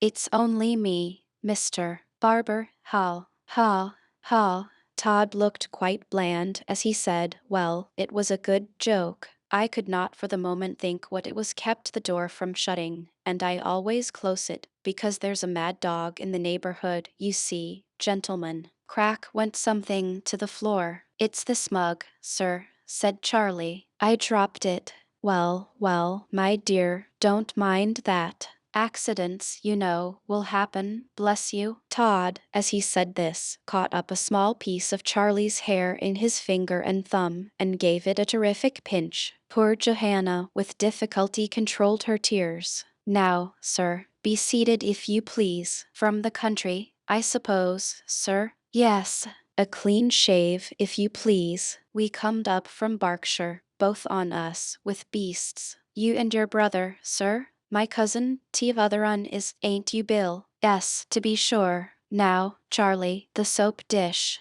Look alive, my little man, will you?" "Yes, sir." "You must excuse him being rather slow, gentlemen, but he's not used to the business yet. Poor boy, no father, no mother, no friend in all the world but me, sir." "Really?" "Yes, poor lad, but thank God I have a heart. Leave the whiskers as they are, sir." "Yes, and I can feel for the distresses of a fellow creature." "Many's your brother, I beg pardon, cousin, will be shaved likewise, sir. Pound I have given away in the name of the Lord." "Charlie, will you look alive with that soap dish?" "A pretty boy, sir, is he not?" "Very. His complexion is like a pearl." Johanna dropped the soap dish and clasped her hands over her eyes. Chapter L6 takes a peep at Arabella. We regret to leave Johanna in such a predicament, but the progress and due understanding of our tale compel us briefly to revert to some proceedings of Arabella Wilmot, a short detail of which can nowhere come in so well as at this juncture. Up to the moment of parting with Johanna, when the latter went upon her perilous enterprise, Arabella had kept up pretty well, but from that moment her spirits began to fail. All the romantic feelings which had at first prompted the advice that concentrated Johanna's expedition to Todd's evaporated before the hard, truthful fact that she, Arabella, had led her young friend into a situation of the greatest peril. Each moment added to the mental agony of the young girl, and at length her sufferings became too acute for further dallying with, and wringing her hands, all she could ask herself was, "What shall I do to save her? What shall I do to save her?" Arabella felt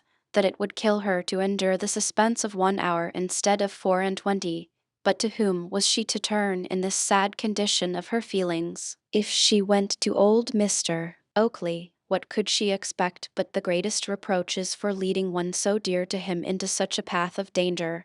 And those reproaches would not be the less stinging on account, probably, of their being only implied and not spoken. If she appealed to her own friends, it would only be a kind of second-hand mode of appealing to Mr. Oakley, for they, of courses, would go to him. "Oh, wretched girl that I am," she cried as she wrung her hands. "What shall I do? What ought I to do?" It was very improbable that, in the amid of such a state of feeling as this, Arabella Wilmot should think of the wisest and best thing to do, and yet, strange to say, she did. By mere accident the name of Sir Richard Blunt came to her mind. She had heard Colonel Geoffrey speak of him, and from common report, too, she knew he was a man who, of all others, was likely, from inclination as well as power and duty, to aid her. The idea of going to him gained strength and consistency each moment in her mind, as good ideas will. "Yes, yes," she exclaimed,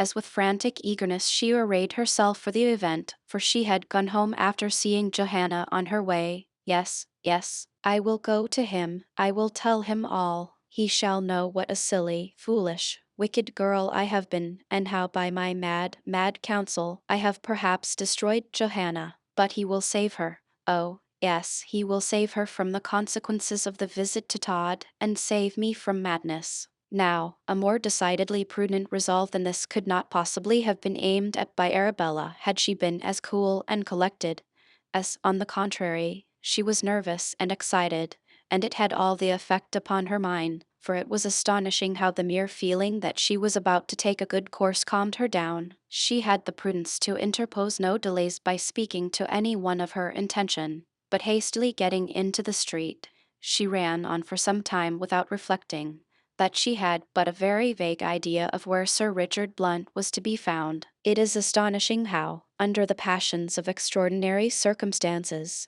people will boldly do things which ordinarily they would shrink from. It was so with Arabella Wilmot. She walked into a shop, and at once asked if they could tell her the exact address of Sir Richard Blunt, the magistrate. Yes, it is at No. 6 Essex Street, Strand. Off she went again. Fleet Street was passed. True, she lingered a little opposite to Todd's shop, and the idea came across her of rushing in and saying, "Johanna, come away." But she controlled that feeling from a conviction that she was doing better by going to the magistrate, who, if it were necessary to take that course, could take it much more effectually than she could. Essex Street was gained, and Arabella's trembling hand sounded an alarm upon the knocker. "Is Sir Richard within?" "No, but if you particularly want him, he is at his private office in Craven Street." To Craven Street then she sped. The number she had been told was 10, and upon the door of that house being opened, she asked a man who was big enough to block up all the passage, and who did so, for the magistrate. "Yes, but you can't see him. He's busy." "I must." "But you can't, my dear." "I will." The man whistled. "Will is a short word, my dear, for you to use. How do you mean to do it, eh?" A door opened, and with his hat on, ready to go out, Sir Richard Blunt himself appeared. Another minute and Arabella would have missed him, and then God knows where, for the next 12 hours, he would be. "What is this, Davis?" he said. "Here's a little says she will see you, Sir Richard." "Ah, thank God!" cried Arabella, rushing forward and catching a tight hold of the magistrate by the arm. "Yes, I will see you, sir. I have a matter of life and death to speak to you of." "Walk in," said Sir Richard. "Don't hurry yourself in the least, miss. Pray be composed. I am quite at your disposal." Arabella followed him into a small room. She still kept close to him, and in her eagerness she placed her hand upon her breast, as she said, Sir, you and you only. Todd, oh, God, he will kill her, and I am more her murderer than he. Johanna, my poor Johanna." Sir Richard slightly changed color at the sound of those names, and then he said, calmly and slowly, "I don't think, unless you can assume a greater command of your feelings, that you will ever be able to tell me what you came about." "Oh, yes. Be seated, I pray you." Yes. In a moment." "Oh, how calm and unimpassioned you are, sir. It would not do for us both to lose our judgment." Arabella began to feel a little piqued, and that feeling restored her powers to her, probably quicker than any other could have possibly done. She spoke rapidly, but distinctly. "Sir, Miss Johanna Oakley has gone to Sweeney Todd's to find out what has become of Mr. Mark Ingestry, and I advised her to do so. But now the knowledge that I did so advise her has driven me nearly mad. It will drive me quite mad." Sir Richard rose from the armchair into which he had thrown himself, and said, "Miss Oakley, said you? Why, what folly! But she has gone home again." "No, she is disguised as a boy, and has taken the situation that Todd put a placard in his window about, and she will be found out of course, and murdered." "No doubt of it." Oh, God, is there no lightning to strike me dead?" "I hope not," said Sir Richard Blunt. "I don't want a thunderstorm in my parlor." "But, sir, Miss Wilmot, is she there now?" She is. When did she go?" "About 2 hours since." "Oh, sir, you must do something. You shall do something to save her, or I will run into the streets, and call upon any passenger I meet, that has the form of a man, to aid me. I will raise the town, sir." but I will save her. That course would be about as wise as the original advice to Miss Oakley to go upon the expedition at all. Now answer me calmly what I shall ask of you. I will, I will. What is the prime cause of action that Miss Oakley projects as the result of this disguised entrance into Todd's shop? Provided he be deceived by it, to search the place upon the first opportunity for some relic of mark and jestry, and so put an end to the torturing suspense regarding his fate. Sir Richard Blunt shook his head. Do you think that Sweeney Todd would leave such relics within such easy acquisition and inspection? Is he the sort of man, think you, to expose himself to such danger? Oh, Miss Wilmot, this is truly a harebrained scheme. It is, and I have come to you for aid, and, hush, is the secret of this expedition entirely confined to you and to Miss Oakley? It is. Will her friends not miss her? No, no. All has been arranged with what now I cannot help calling a horrible ingenuity. She is like one led to slaughter, and she will pass away from the world, leaving the secret of her disappearance to you and to me only. Sir, I am young, and there are those in this great city who love me, but if Johanna be not saved, I will no longer live to be the most wretched of beings. If there can be found a poison that will let me leave the world, to cast myself at the feet of God and of Johanna in another, I will take it. Sir Richard looked at his watch. An hour and a half, you say? More than that. Let me think. It was 12. Yes, it was 12. More you see, sir, than that. Tell me, sir, tell me at once what can be done. Speak, oh speak to me. What will you do? I don't know, Miss Wilmot. With a deep sigh Arabella fainted. It was seldom truly that, evening amid his adventurous life, the magistrate found a circumstance that affected him so strongly as that which Arabella Wilmot had related to him. For a short time, evening he, with all his powers of rapid thought, and with all the means and appliances which natural skill and practice had given him to meet any emergency, could not think of any mode of escape from the peculiarly awkward position into which this frightfully imprudent step of Johanna had plunged him. My good girl, he said. Oh, she has fainted. He rung a hand bell, and when a man appeared in answer to the summons, he said, Is Mrs. Long within? Yes, Sir Richard. Then bring her here, and tell her to pay every attention to this young lady, who is a friend of mine, and when she recovers, say to her that I shall return in an hour. Certainly, Sir Richard. In a few moments a matronly-looking woman, who acted in that house as a sort of general manager, made her appearance, and had Arabella removed to a chamber. Before that, the magistrate had hastily put on his hat, and at a quick pace was walking towards Fleet Street. What he intended to do in the emergency, for emergency he evidently thought it was, we shall see quickly. Certain it is that, evening by that time, he had made up his mind to some plan of proceeding, and our readers have sufficient knowledge of him to feel that it is likely to be the very best that could be adopted under the circumstances. Certainly Johanna had, by the bold step she had taken, brought affairs to something like a crisis much earlier than he, Sir Richard Blunt, expected. Chapter 70 Returns to Johanna. We left Johanna in rather an awkward situation. The two graziers were in Todd's shop, and she, at the pronunciation of the word pearl, which had too forcibly at the moment reminded her of the string of pearls, which no doubt had been fatal to Mark and Jestry, had dropped the soap dish and covered her face with her hands. What is this? Cried Todd. What, sir? What is that, I say? What do you mean by that, you stupid hound? If I only, he advanced in a threatening attitude with a razor in his hand, but Johanna quickly saw what a fault she had committed, and felt that, if she were to hope to do any good by her visit to Todd's shop, she must leave all such manifestations of feelings outside the threshold. I have broken it, she said.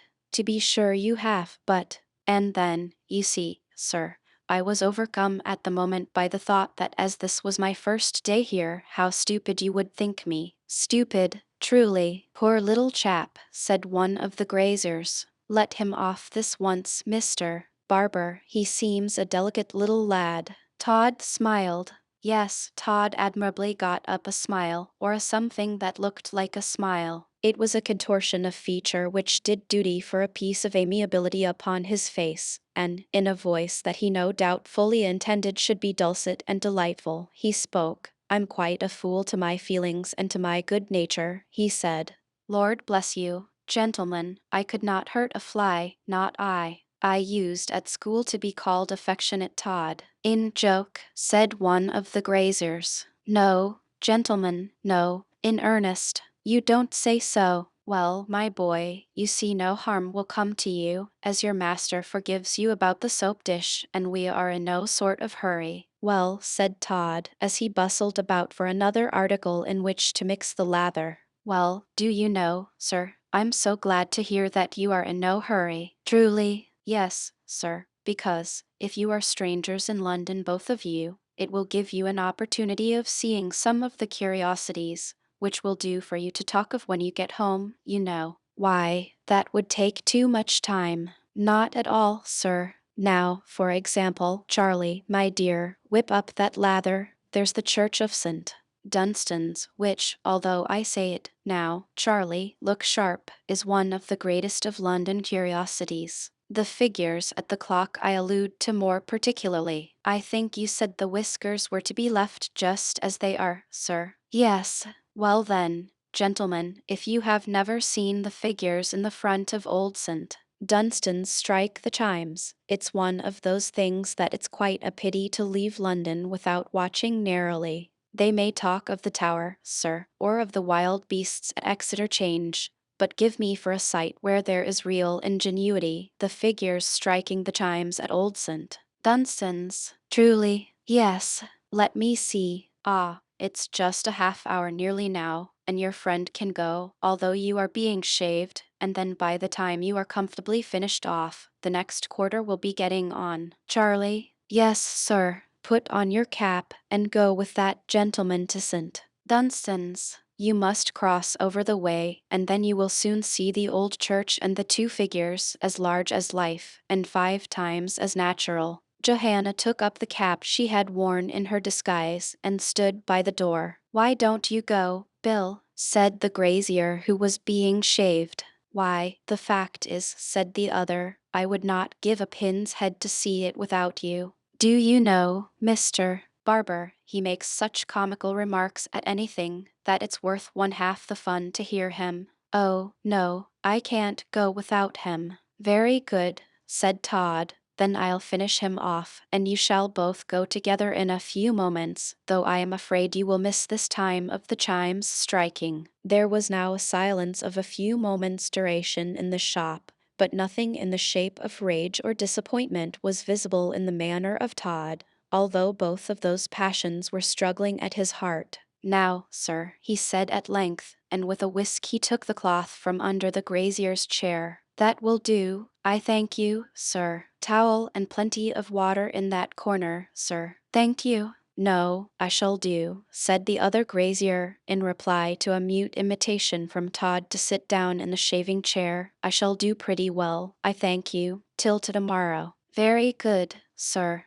Hope I shall have the pleasure of your patronage another time, as well as your recommendation, gentlemen." "You may depend," said the grazier, who had been shaved, "that we shall do all we can for you, and shall not lose sight of you." Todd bowed like a Frenchman, and the graziers left the shop. No sooner was the door closed upon them, than his countenance altered, as if by magic, and the most woefully diabolical expression came over it, as with eyes flashing with rage, he cried, "Curses on you both! But I will have one of you, yet. May the bitterest curse of, but no matter, I." "What, sir?" said Johanna. "What do you say, sir? Hell's fury! What is that to you? Do dare you, you devil's cub, to ask me what I said?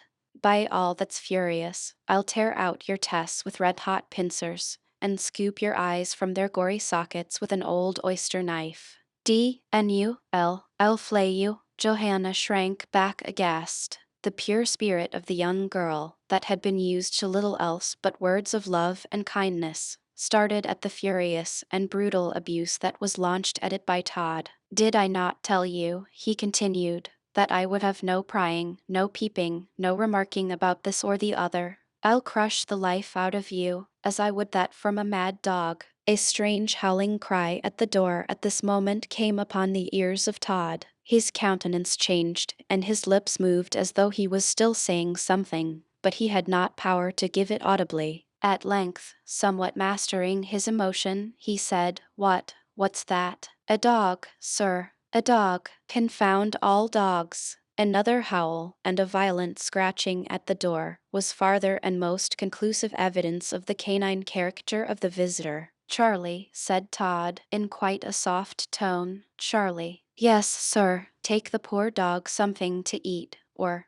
to drink, rather I should say. You will find a saucer in yon cupboard, with some milk in it. If he only, bless him, takes one lick at it, I shall be satisfied. You know, Charlie, God made all things, and we should be good to his creatures. Yes, sir, said Johanna, with a shudder. She went to the cupboard and found the saucer, in which there seemed to be a drop of fresh milk. She walked to the door, while Todd, as though he did not feel by any means sure of the pacific intentions of the dog, at once rushed into his back parlor and locked himself in. Todd had a peep-hole from the back parlor into the shop, but he could not see further than the shop door. Moreover, Johanna's back was towards him, so he could only guess at what was going on if the dog did not actually come across the threshold. That the milk which Todd was so solicitous should be given to the dog was poison occurred to Johanna in a moment, and just before opening the door, she threw it into a corner, upon some loose shavings and odds and ends of waste paper that were there. Johanna then opened the door. In an instant Hector, the large dog of the unfortunate Thornhill, whose identity with Mark and Gestria appeared to be so established in the mind of Johanna, sprang upon her with an angry growl. It was only for one brief moment, however, that Hector made any such mistake as fancying Johanna to be Sweeney Todd, and then he, with an affectionate whine, licked the hands of the young girl. Pisson, Pisson, cried a loud voice, and in another moment the ostler, from the coach office opposite, rushed to the door and caught the dog around the neck. Ah, there ye is again. Why, what a goose of a feller you is to be sure, Pisson. Don't you know, now, as well as I do, that Barber will do you a mischief yet, you great blockhead you? Come home, will yer? Come home, now, come along why yer. Yes, yes, said Johanna, take him away, take him away. Won't I, that's all. I suppose you are a young shaver? Only let me catch you interfering with Pisson, that's all, and won't I let you know what's what, young feller. The ostler, having uttered this most uncalled-for threat to poor Johanna, took Pisson in triumph over the way. Johanna closed the door. Is he gone? Said Todd. Yes, sir. And the milk, is that gone, likewise? Every drop of it. Ha, ha, ha. Well, well, only to think, now. Ha, ha. I hope that milk won't disagree with the noble animal. How fond I am of him. How often he has been over here, in his little pretty playful way, to try and bite pieces out of my legs. Bless him! If now that milk should give him a stomach ache, what a pity it would be. Did I hear a man's voice? Yes, sir. Some man came and called the dog away. How good of him, and what a pity it would have been if he had called the noble animal away before the milk was all consumed. Dear me, some people would grudge a creature a drop of milk. Ahem, Charlie? Yes, sir. I am going out. Johanna's heart beat rapidly. If any one should come, you can say it is of no use their waiting, for I am gone to shave and dress a whole family, at some distance off, and may not be back for some hours. But, Charlie, for your own private information, let me tell you that I may look in at any moment, and that, although I shall be busy, I shall be able to come in for a minute or so, when I am least expected. Todd gave an awful leer at Johanna as he spoke. Yes, sir, she said. Todd carefully locked the parlor door. Charlie, how do you like your place? Very well, sir, and I think in a little time I shall like it better. Good lad, good lad. Well, well, perhaps I ought not to say too much so soon, but if you merit my esteem, Charlie, I shall do as much for you as I did for the last lad I had. After some term of service with me, I provided him with an independent home, a large house, and a garden. How very kind. Yes, very. And is he happy? Quite, in a manner of speaking, notwithstanding human nature is prone to be discontented, and there are persons who would sigh, if in paradise, for some change, even if it were to a region supposed to be its opposite zone. Charlie, however, I think will be of a different mind, and when your time comes, which it certainly will,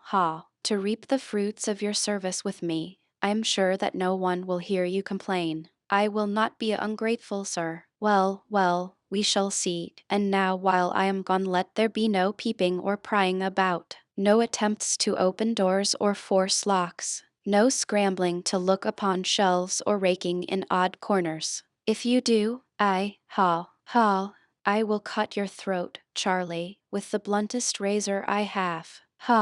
Todd had got on his gloves by this time, and then he left the shop. Johanna was alone. Yes, there she was at last, alone in that dreadful place, which now for days upon days had been food for her young imagination. There she was in that place, which her waking thoughts and her dreams had alike peopled with horrors. There she was between those walls, which had perhaps echoed to the last despairing death cry of him whom she had loved better than life itself. There she was in the very atmosphere of murders. His blood may form part of the stains that were upon the dingy walls and the begrimed floor. Oh, it was horrible. God help me now, God help me now, said Johanna, as she covered her face with her hands and wept convulsively. She heard a faint sound. It was the chiming of St.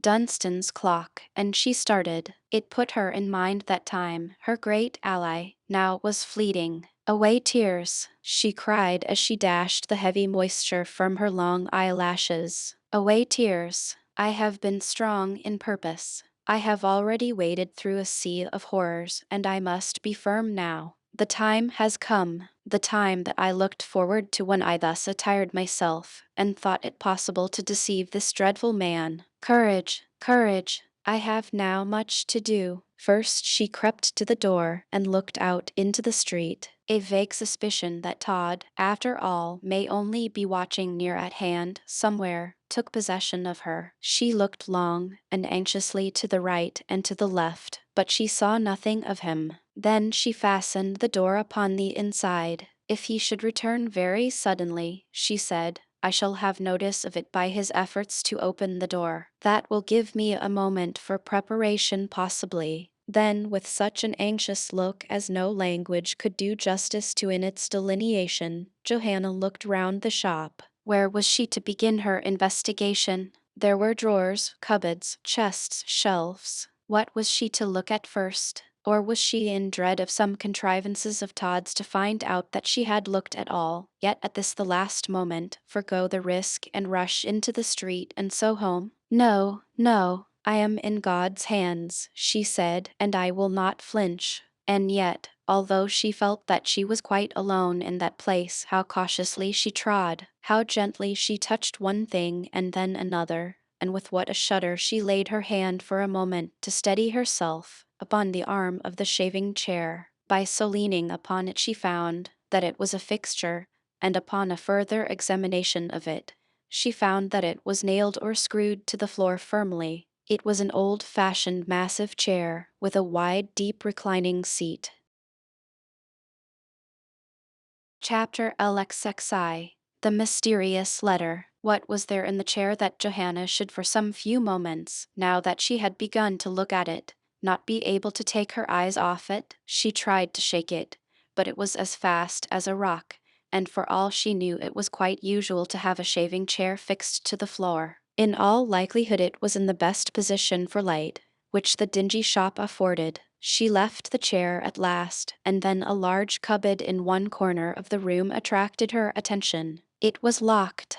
In vain did she try to force it open. It would not yield. She tried, too, the parlor door without effect. That was quite fast, but as she turned the handle of the lock, she fancied she heard, or she really did hear something move in the room. A faint feeling came over her for a moment, and she was glad to hold by the wall, close at hand, to support herself. It must have been fancy, she said faintly. I am learning nothing, and the time is flying fast. A kind of counter ran parallel to the window, and beneath it was a space covered in by doors. Todd surely had forgotten that, for one of the doors was open. Johanna looked in and beheld quite a collection of sticks and umbrellas. Some clothing too lay upon the lowest shelf. With trembling hands, Johanna pulled at the sleeve of some article and found it to be a jacket, such as a sailor of the better sort may wear, for it was exquisitely fine, and had no end of silver buttons upon it. Her sight was dimmed by tears as she said to herself, "Oh, God, was this his?" She held the jacket up to the light, and she found the breast portion of it stained, and all the buttons there tarnished. What was it but blood? The blood of the hapless wearer of that article of dress that produced such an effect. But yet how was she to prove to herself that it had been Mark in jestry? Then it was that the thought struck her of how ill-conceived had been that undertaking, which may, in the amid of all its frightful dangers, only end in furnishing her with more food for the most horrible surmises, without banishing one sad image of her imagination, or confirming one dreadful dream of the fate of her lover. It is all in vain, she gasped.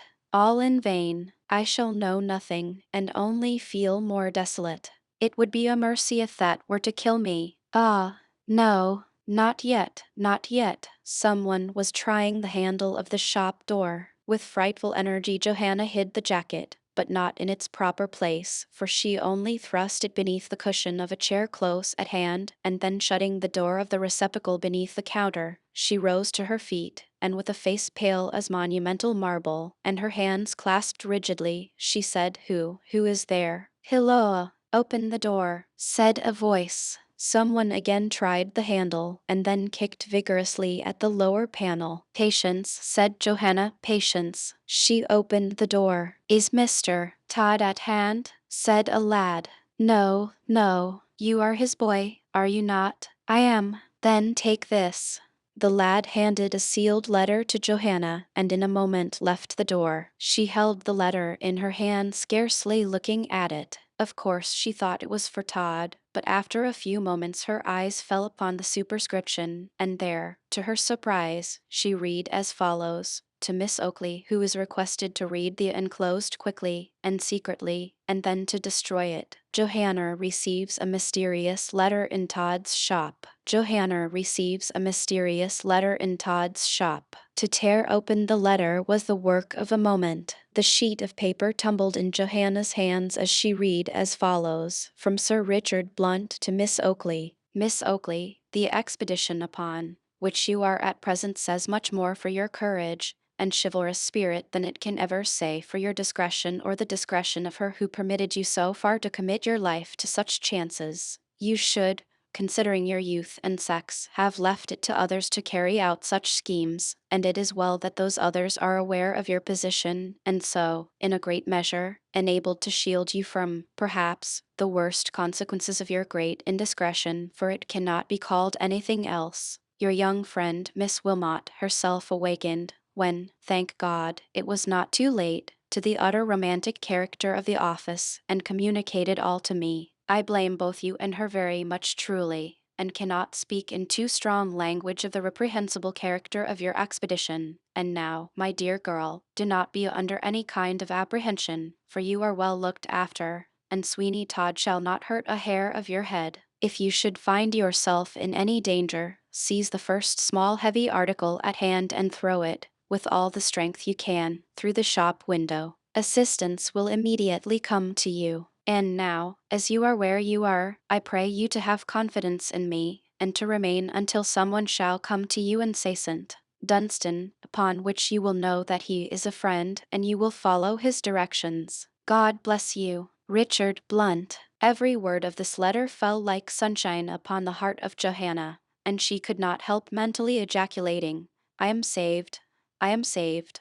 Yes, yes. I am not deserted. Strong, bold, good men will look to me. Oh, what kindness breathes in every sentence of this letter. Yes, yes, I am not forsaken, not forsaken. Tears came into the eyes of the young girl, and she wept abundantly. Her overcharged heart was relieving itself. After a few moments, she began to be more composed, and had just crumpled up the letter and cast it into the fire for fear of accidents, when a shadow darkened the doorway. She saw Todd looking in above the curtain that was over the upper half of the door, and partially concealed some panes of glass that were let into it. As soon as Todd saw Johanna's eyes upon him, he entered the shop. "What's that?" he said, pointing to the burning letter. "Paper, sir." "What paper?" "A bill that a boy left. Something about churchwardens, sir, and the parish of St. Bride's, Fleet Street, and how things mean to. Bah! Anyone else been?" "No, sir." Todd stood in the middle of the shop, and cast his eyes slowly round him, to see that all was as he had left. Then in a low growling tone, he added, "No peeping and prying, eh? No rummaging in odd corners and looking at things that don't concern you, eh?" "Certainly not, sir." Johanna crept close to the counter upon which lay a tolerably large piece of stone used for grinding razors upon. She thought that would do very well to throw through the window, and she kept an eye upon it with that intent, if such an act should by a trick of Todd's appear to be necessary. Todd took the key of the parlor door from his pocket and placed it in the lock. Before he opened the door, though, he turned the handle, and as he did so Johanna thought that he inclined his head and listened attentively. She threw down a chair, which made a lumbering noise. "Confound you!" roared Todd. He passed into the parlor, but in a moment, with a glance of fury, he looked out, saying, "You tried this door?" "Aye, sir," said Johanna, creeping closer still to the sharpening stone. "Yes, villain, you. At least, I think so. I am pretty sure.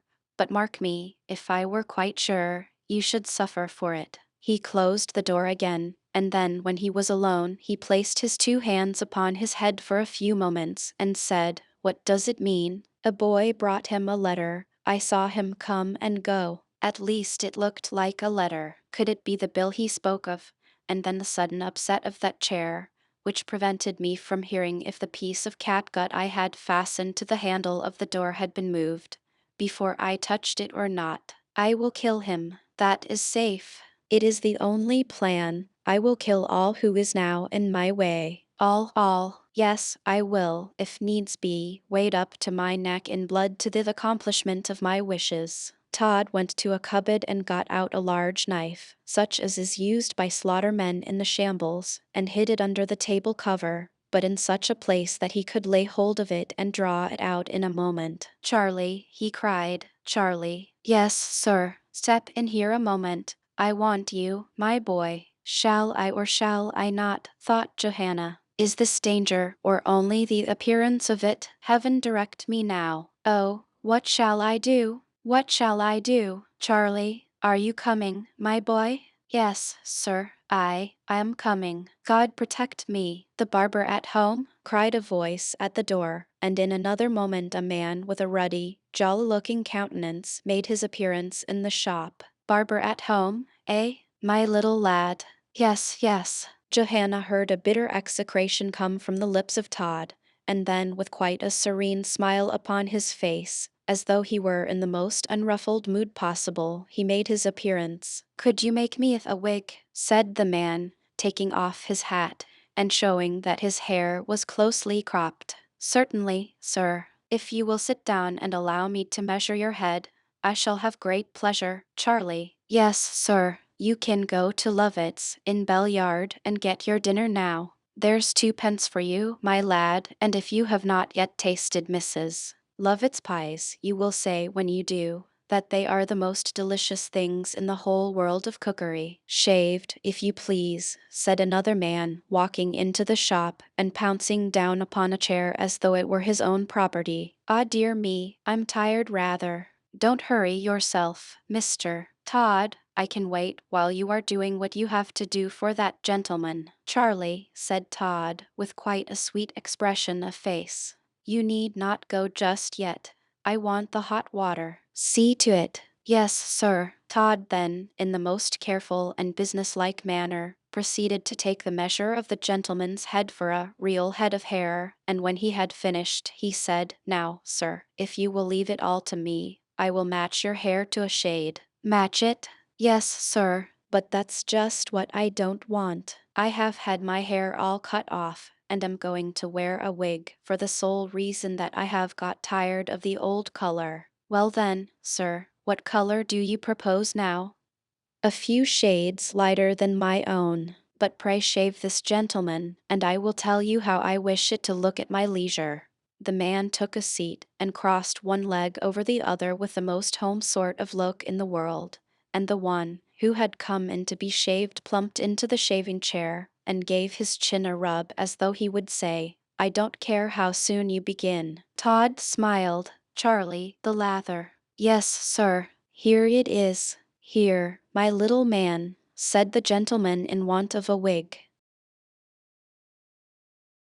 Chapter Alexidai. Another victim. Johanna started. "St. Dunstan's," said the stranger. "What?" said Todd. "St.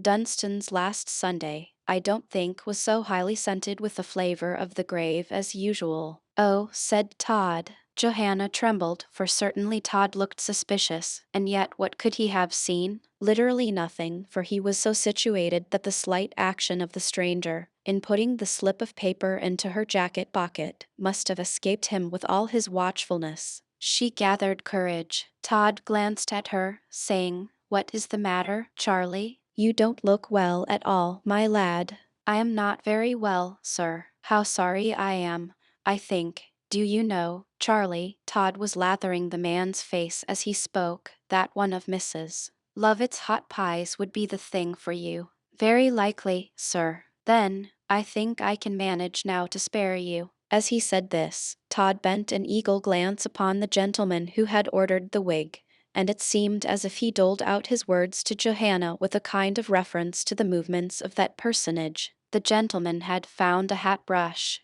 and was carefully rubbing up his hat. "I do hope," he said, "that the wig will be as natural as possible." "Depend upon it, sir," said Todd. "I'll warrant if you look in here, and try it on some day when there's no one here but you and I to set you against it, you will never complain of it." "No doubt. Good morning." Todd made his best bow, accompanied by the flourish of his razor, that made the man who was being shaved shrink again, as the reflected light from its highly polished blade flashed again in his eyes. "Now, Charlie, I think you may go for your pie," added Todd, "and don't hurry, for if anything is wrong with your stomach, that will only make it worse, you know." "You are a good master to the lad," said the man who was lathered ready for shaving. "I hope so, sir," said Todd. "With the help of Providence we all ought to do our best in this world, and yet what a deal of wickedness and suffering there is in it too." "Ah, there is,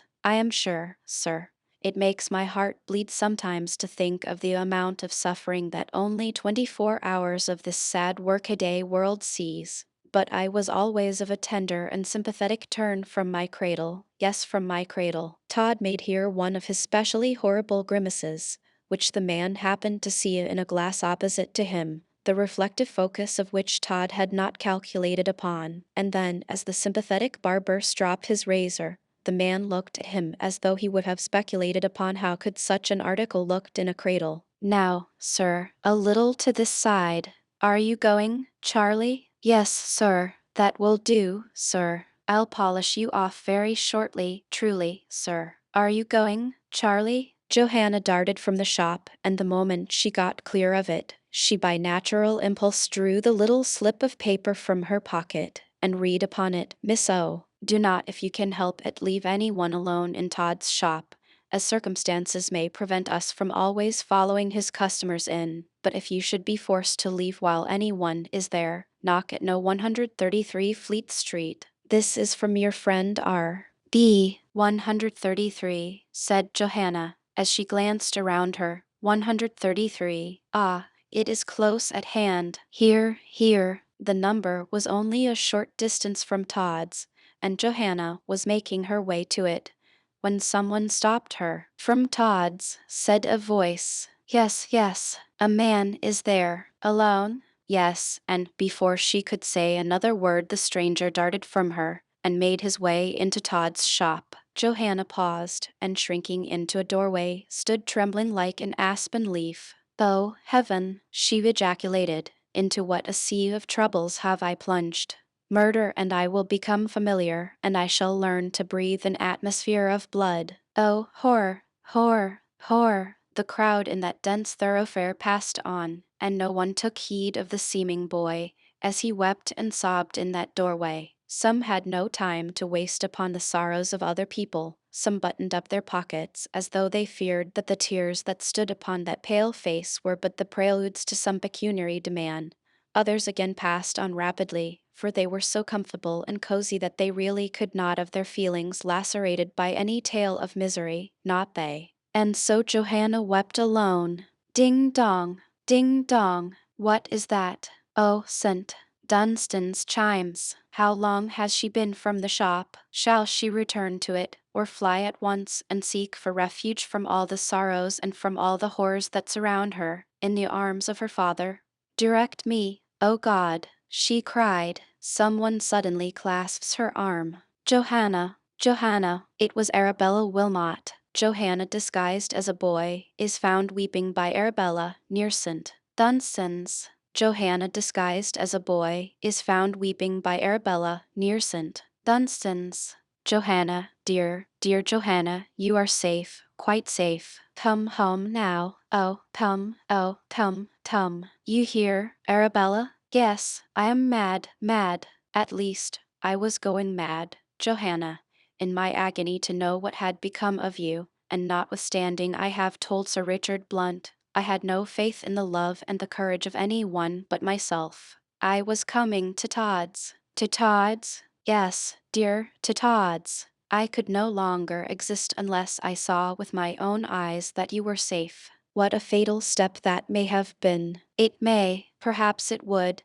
but God, in His goodness, has again, my dear Johanna, averted it by enabling me to meet you here. Come home now, come at once. Yes, I think, come, come. You have done already much. Let, for the future, your feelings be, that for Mark and Jestry you have adventured what not one girl in a million would adventure. At this mention of the name of Mark and Jestry, a sharp cry of mental agony burst from the lips of Johanna. Oh, I thank you, Arabella. Thank me. Yes, you have recalled me to myself. You have, by the mention of that name, recalled me to my duty, from which I was shrinking and falling away. You have told me in the most eloquent language that could be used that as yet I have done nothing for him who is, dead or alive, my heart's best treasure. Oh, Johanna, you will kill me. No, Arabella, no. Goodbye. Go home, love. Go home, and pray for me. Pray for me. Johanna, for mercy's sake, what are you about to do? Speak to me. Do not look upon me in that way. What are you about to do, Johanna? Go to the shop. To Todd's? Yes, it is my place. I am in search of Mark in Jestry. If he be living, it is I who must clear that man who is suspected of his murder. If he be no more, it is I who, weak and fragile as I am, must drag him to justice. No, no, no. I say yes. Do not stay me if you love me. Arabella clasped the arm of Johanna, but with a strength that only the immense amount of mental excitement she was suffering from could have given her. Johanna freed herself from the hold of her friend, and dashing from the doorway, was in another moment lost to the sight of Arabella in the barber's shop. What now? Cried Todd, fiercely, as Johanna bounded into the shop so hurriedly. Nothing, sir, only the dog. Bolt the door, bolt the door. Yes, sir. Todd wiped his brow. That infernal dog, he muttered, will be the death of me yet. And so, Charlie, the malignant beast flew at you, did he? The savage will attack you, will he? Yes, sir, so it seems. We will kill it.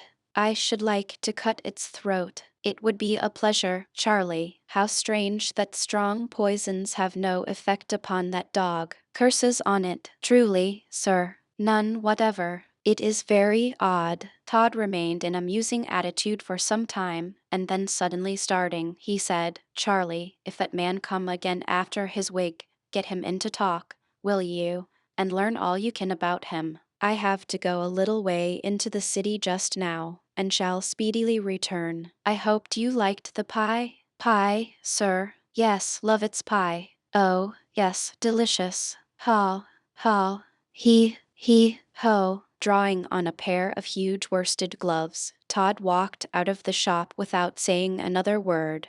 The moment he was gone, Johanna passed both her hands upon her breast as if to stay the wild beating of her heart as she whispered to herself, alone, alone once more. It was well that she had only whispered that much, for in the next moment Todd gently put his head into the shop. She started. Oh, sir, you frightened me. Beware, was all he said. Beware. The frightful head, more terrifying to Johanna than would have been the fabled Medusa's, was withdrawn again, and this time Johanna resolved to be certain that he was gone before she gave the smallest outbreak to her feelings, or permitted herself to glance around her in any way that could be construed into prying curiosity. She made a feint of clearing up the place a little, and, with a broom that had about 6 hairs only left in it, she swept the hobs of the little miserable grate in which a fire was kept for the shaving water. This occupied some little time, but still not feeling sure that Todd was really gone, she then went to the door and looked right and left. He was not to be seen, and so, when she went back, she bolted the shop door upon the inside again, and really felt that she was alone once more in that dreadful place. That poor Johanna was now in a great state of mental excitement is not a matter of surprise, for the events that had recently taken place were decidedly of a character to produce such a mental condition. The interview with Arabella had, no doubt, materially aided in such an effect. With trembling eagerness she now began again to look about her, and her great aim was by some means to get into the parlor, for if anywhere, she thought that surely there she should find some traces of that lost one who occupied, since the suspicions of the foul usage he had met with, a larger place in her affections than before. Feeling how surrounded she was by friends, probably Johanna was a little more reckless as regarded the means she adopted of carrying out her intention. The parlor door was quite fast, but surely in the shop she thought she may find some weapon, by the aid of which it could be burst open. An evening if Todd should suddenly return, it was but a rush, and she would reach the street, and if he intercepted her in that, as God knew he may, she could take the means of summoning assistance pointed out to her by Sir Richard Blunt, and cast something through the window into the street. Full of these thoughts and feelings, then, and only alive to the mad wish she had of discovering some traces of her lover, Johanna hunted the shop over for some weapon with which to attack the parlor door. She opened a cupboard. A hat fell from within at her feet. One glance at that hat was sufficient. It was of a peculiar color. She remembered it. It was the hat of the man whom she had left being shaved when she was sent ostensibly to purchase a pie at Mrs. Lovett's in Bell Yard. Johanna's hurry was over. A sickening feeling came over her as she asked herself what was the probable fate of the owner of the hat. Another victim, she gasped. She tottered back, overpowered by the thought that there had been a time when, opening that cupboard door, the carelessly cast-in hat of Mark Ingestry would have fallen to her feet, evening as did that of the stranger, who, no doubt, now was numbered with the dead. She sank almost in a state of fainting into the shaving chair. Oh, yes, she said. This is horribly, frightfully conducive. My poor Mark. You have gone before me to that home where alone we may hope to meet again. Alas, that I should live to feel such a truth. She burst into tears, and sobbed so bitterly that anyone who had seen her would have truly thought her heart was breaking in that wild paroxysm of grief. What a mercy it was that Todd did not come in at such a moment as that, was it not? The sobs subsided into sighs. The tears no longer flowed in abundance, and after about 5 minutes Johanna arose, tottering and pale. She drenched her eyes and face with cold water, until the traces of the storm of emotion were no longer visible upon her face, and then she knelt by the shaving chair, and clasping her hands, she said, "Great God, I ask for justice upon the murderer." She rose, and felt calmer than before, and then, sitting down by the little miserable fire, she buried her face in her hands, and tried to think how she should bring to justice the man who had been the blight of her young existence, the canker in the rosebud of her youth.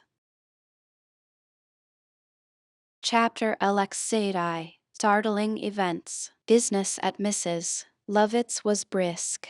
During the whole of that day, that most eventful day upon which the fair Johanna Oakley had gone upon her desperate errand to Sweeney Todd's, the shop in Bell Yard had been besieged by customers. Truly it was a pity to give up such an excellent business. The tills groaned with money, and Mrs. Lovett's smiles and pies never appeared so perfect as upon that day. At about 12:30, when the Lord Chancellor suddenly got up from his chair in the great hall of Lincoln's Inn and put on his furry-looking hat, and when the curtain which shuts in his lordship from invidious blasts was withdrawn with a screaming jerk, and a gentleman was stopped in the middle of an argument, what a rush of lawyers' clerks there was to the pie shop in Bell Yard. Then was it that the anxious solicitor's fag, who must know something, and have some brains, smiled at the prospect of the luxurious repast he was about to have, and jingled the twopence he had kept in a side pocket for only one pie, and grudged it not out of his hard-earned pittance. Then was it that the bloated barrister's clerk,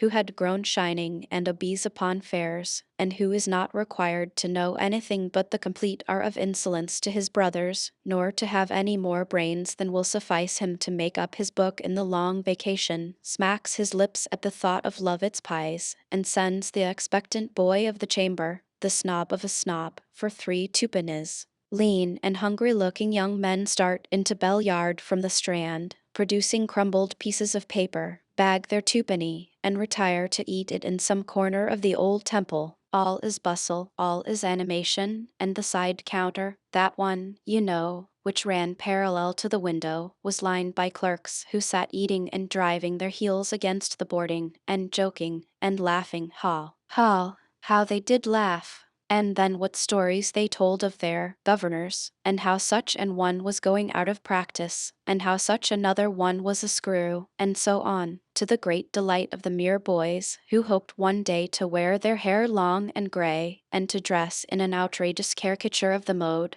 As the machine that let down at the back of the counter to bring up the pies went down for the 1 o'clock batch, it was noticed that Mrs. Lovett looked a little anxious. The fact was that the cook had been so prompt upon that day in his movements that she began to think there must be, as folks say, something in it, and she was beginning to terrify herself with the idea that he had some scheme of redemption for himself in view, that may most unseasonably develop itself before the customers. "Ah, Mrs. Lovett," said one young gent, while the gravy ran down the sides of his mouth from the pie he was consuming. "You don't seem at all yourself today, truly you don't." "Who do I seem, then? Hall.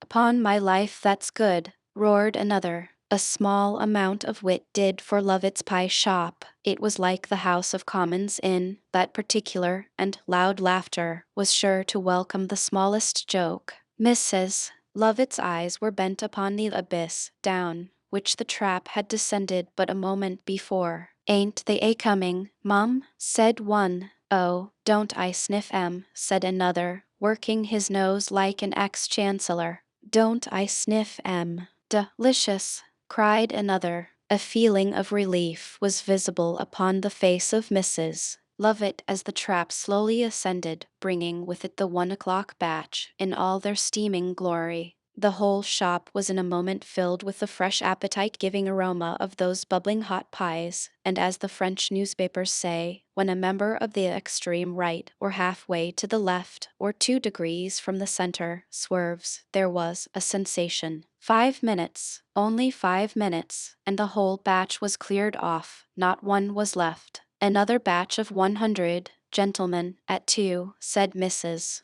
Lovett with a bland look. "At 2, Mum?" cried a customer. "Why, what's to become of the 1/2 batch? We are rather short of meat," said Mrs. Lovett, with one of her strange metallic smiles.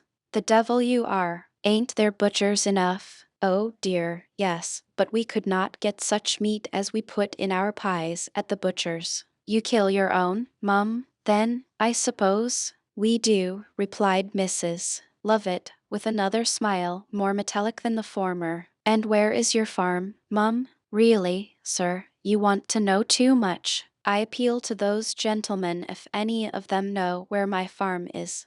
No, no, D. N. it, no, nor don't care, said all the lawyer's clerks. Don't know anything about it. And don't care, said another. Sufficient for the day is the pie of that. Very good, ha, ha, very good. The crowd gradually dispersed. Mrs. Lovett put a placard in the window, announcing a hot batch at 2 o'clock. She then closed the shop door and retired to the parlor. She cast herself upon a sofa, and hiding the light from her eyes with one of her arms, she gave herself up to thought. Yes, that bold bad woman was beginning to have her moments of thought, during which it appeared to be as though 1,000 mocking fiends were thronging around her. No holy thoughts or impulses crossed her mind. Solitude, that best of company to the good and just, was to her peopled with countless horrors, and yet there must have been a time when that woman was pure, and her soul spotless, a time when it was free from the black engraved spots which now deformed it, and yet who, to look upon her now, could fancy that she was ever other than what she seemed? Who could bring themselves to think that she had not been placed at once by the arch-fiend as she was upon the beautiful world, to make in the small circle around her a pestilence, a blight, and a desolation? There are persons in the world that it would be the greatest violence to our feelings ever to attempt to picture to our imaginations as children, and as such, surely, were Sweeney Todd and Mrs. Lovett. Was she ever some gentle little girl fondly clinging to a mother's arms? Was he ever a smiling infant with pretty dimples? Was there at his or her birth much joy? Did a mother's tears ever fall upon his or her cheek, in sweet gratitude to God for such a glorious gift? No, no, we cannot, we will not believe, that such persons as Sweeney Todd and Mrs. Lovett ever came into this world otherwise than ready-made man and woman. Any other belief concerning such fiends in human shape is too repugnant. But we are forgetting that Mrs. Lovett is upon the sofa all this while, and that her metallic smile has quite vanished, giving way to such a look of utter abandonment of spirit, that you would have shuddered to have cast but one glance upon her. She could bear the quietude of the attitude she had assumed but for a very short time, and then she sprang to her feet. Yes, she said, it must, and it shall come to an end. She stood for some few moments trembling, as though the dim echo of that word end, as she had jerked it forth, had awakened in her mind a world of horrifying thoughts. Again she sank upon the couch, and speaking in a low, plaintive voice, she said, Yes, I have need of the waters of oblivion, one draught of which shuts out forever all memory of the past. Oh, that I had but a cup of such nectar at my lips! Not a doubt of it, Mrs. Lovett. It is the memory of the wicked that constitutes that retribution which is assuredly to be found in this world as day follows night. I must of this, she muttered. Let Todd be dead or alive, I must of it. I am going mad. I feel certain that I am going mad, and the only way to save myself is to flee. I must collect as much money as I can and then flee far away. If I cannot quite obliterate the past from my memory, I can at least leave it as it is, and add nothing to it. Yes, that man may live. He seems to bear a charmed life. But I must flee. She rested her head upon her hands, and in a softer voice said, let me think of the means, now that I have yet a little time. What do I dread most?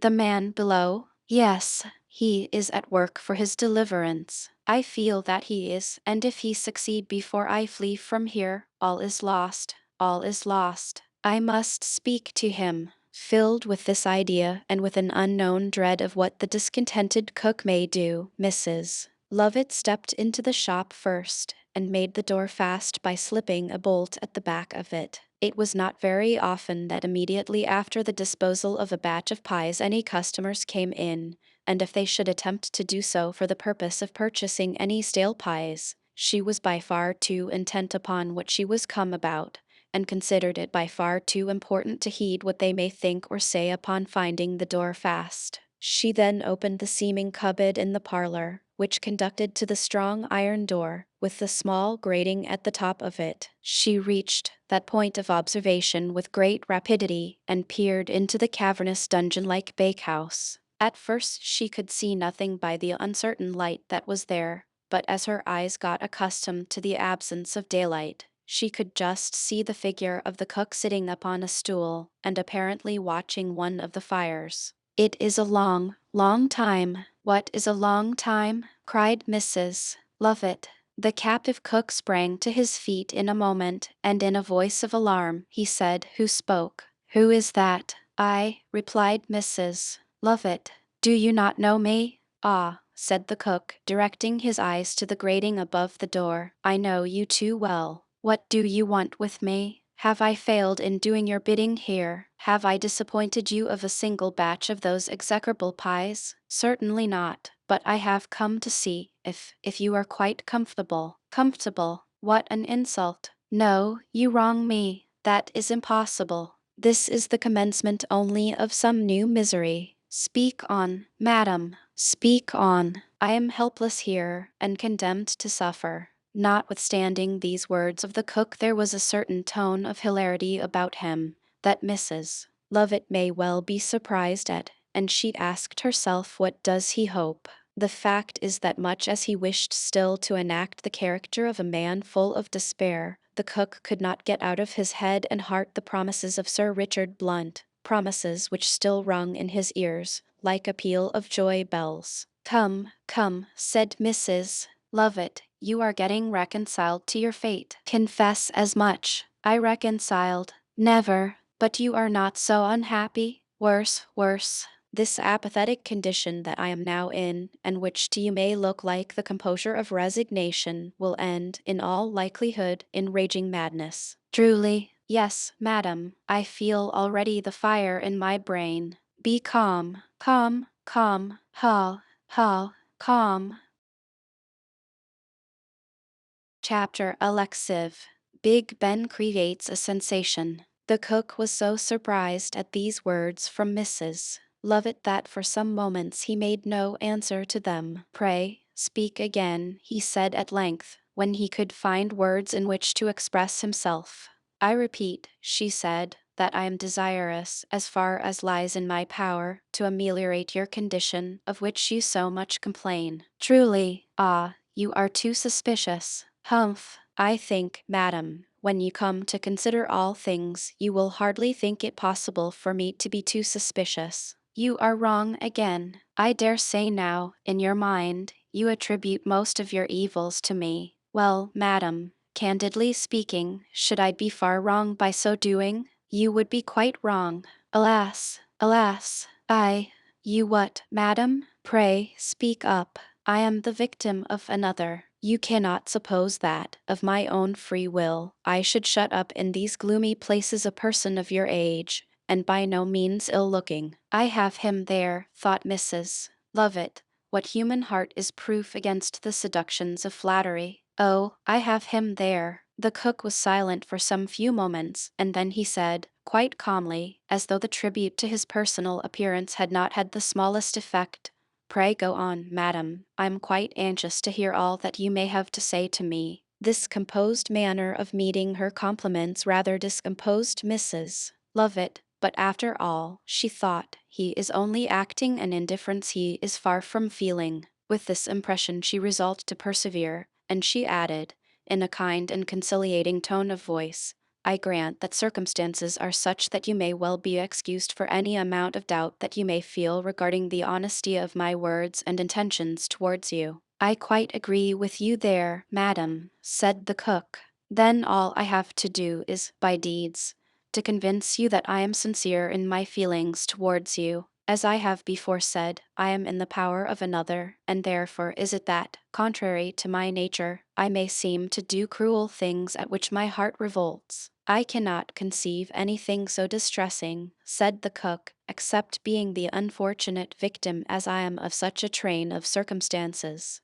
"That is what I am coming to. Are you? I wish you were. There was a tone of irony about the enforced cook, which Mrs. Lovett did not at all like, but she had an object to gain, and that was to fully persuade him that the shortest way to his freedom would be to remain profoundly quiet for a day or two, and then she would be able to make her own arrangements and be off without troubling either him or Todd with any news of her departure or her whereabouts. You still doubt me, she said. But listen, and I think you will soon be of opinion that although I have wronged you as yet, I can do something to repair that wrong. I am all attention, madam. Then, in the first place, you are quite tired of eating pies and must have some other kind of food. You never said a truer thing in all your life, madam. That other food, then, I will provide for you. You shall, within an hour from now, have anything to eat or to drink that you may please to name. Speak, what is it to be? Well, he said, that is kind truly, but I can do without food further than I have here, for I have hit upon a mode of making cakes that please me. Nevertheless, if you can bring me a bottle of brandy, in order that I may slightly qualify the water that I drink, I shall be obliged to you. You shall have it. And now I hope you will be convinced of the sincerity of my desire to be of service to you. But my liberty, madam, my liberty, that is the grand thing after all that I must ever pant for. True, and that is what you shall have at my hands. In the course of 2, or it may be 3 days, I shall have perfected some arrangements which will enable me to throw open your prison for you, and then what? May I hope that you will not think so harshly of me as you have done? Certainly not. Then I shall be repaid for all I do. You must believe me to be the victim of the most cruel circumstances, of which some day you may be informed. At present, to do so would only be to involve both you and myself in one common destruction. Then don't mention it. I will not. But beware of one thing. What is that? Simply this, that any attempts upon your own part to escape from here previous to the time when I shall have completed my arrangements to set you free will not only derange all that I am planning for you, but end in your utter destruction, for he who has forced me into my present cruel situation will not for one moment hesitate at the murder of us both. So if you wish to be free in a few days you will try nothing, but if on the contrary you wish to destroy both yourself and me, you will make some attempts to rescue yourself from here. Mrs. Lovett waited rather anxiously for his answer to this speech. I dare say you are right, he said at length. You may be assured I am. Then I consent. Mrs. Lovett drew a long breath of relief, as she muttered to herself, it will do. I have him in the toils, and come what may, I am free from the torturing thought that he may achieve something that may have the effect of delivering me up to the hands of justice. When I am gone, he may remain where he is and rot for all I care. You have done wisely, she said aloud, and if anything could more powerfully than another incite me to the greatest exertions to liberate you, it would be the handsome manner in which you have placed confidence in me. Oh, don't mention it. Again there was that tone of sarcasm about the cook's voice, which created a doubt in the mind of Mrs. Lovett if, after all, he was not merely playing with her, and in his heart utterly disregarding all that she said to him. It is quite questionable if this doubt was not in its bitterness worse than the former anxieties that had preyed upon the mind of the lady, but she found she could do nothing to put an end to it. So she merely said, well, I feel much happier now, so I will go at once and get you the brandy that you ask for. I hope he will drink it freely. It will aid him in drowning reflection. Thank you, said the cook. I shall expect it with impatience. Confound her. She can't very well put anything queer in the brandy. I will take care to taste a very small portion of it first, for Sir Richard Blunt has cautioned me particularly to be careful of poison. I am going, said Mrs. Lovett. Goodbye, madam. I only hope you will be able to carry your benevolent intentions into effect, and, added the cook to himself, that I may some fine morning have the pleasure of seeing you hanged. Farewell, said Mrs. Lovett, and she, too, had her aside as she ascended the stairs, for she muttered, if I were only a little better assured than I am that you meditated something dangerous, I would steal upon you while you slept, and with a knife soon put an end to all trouble regarding you.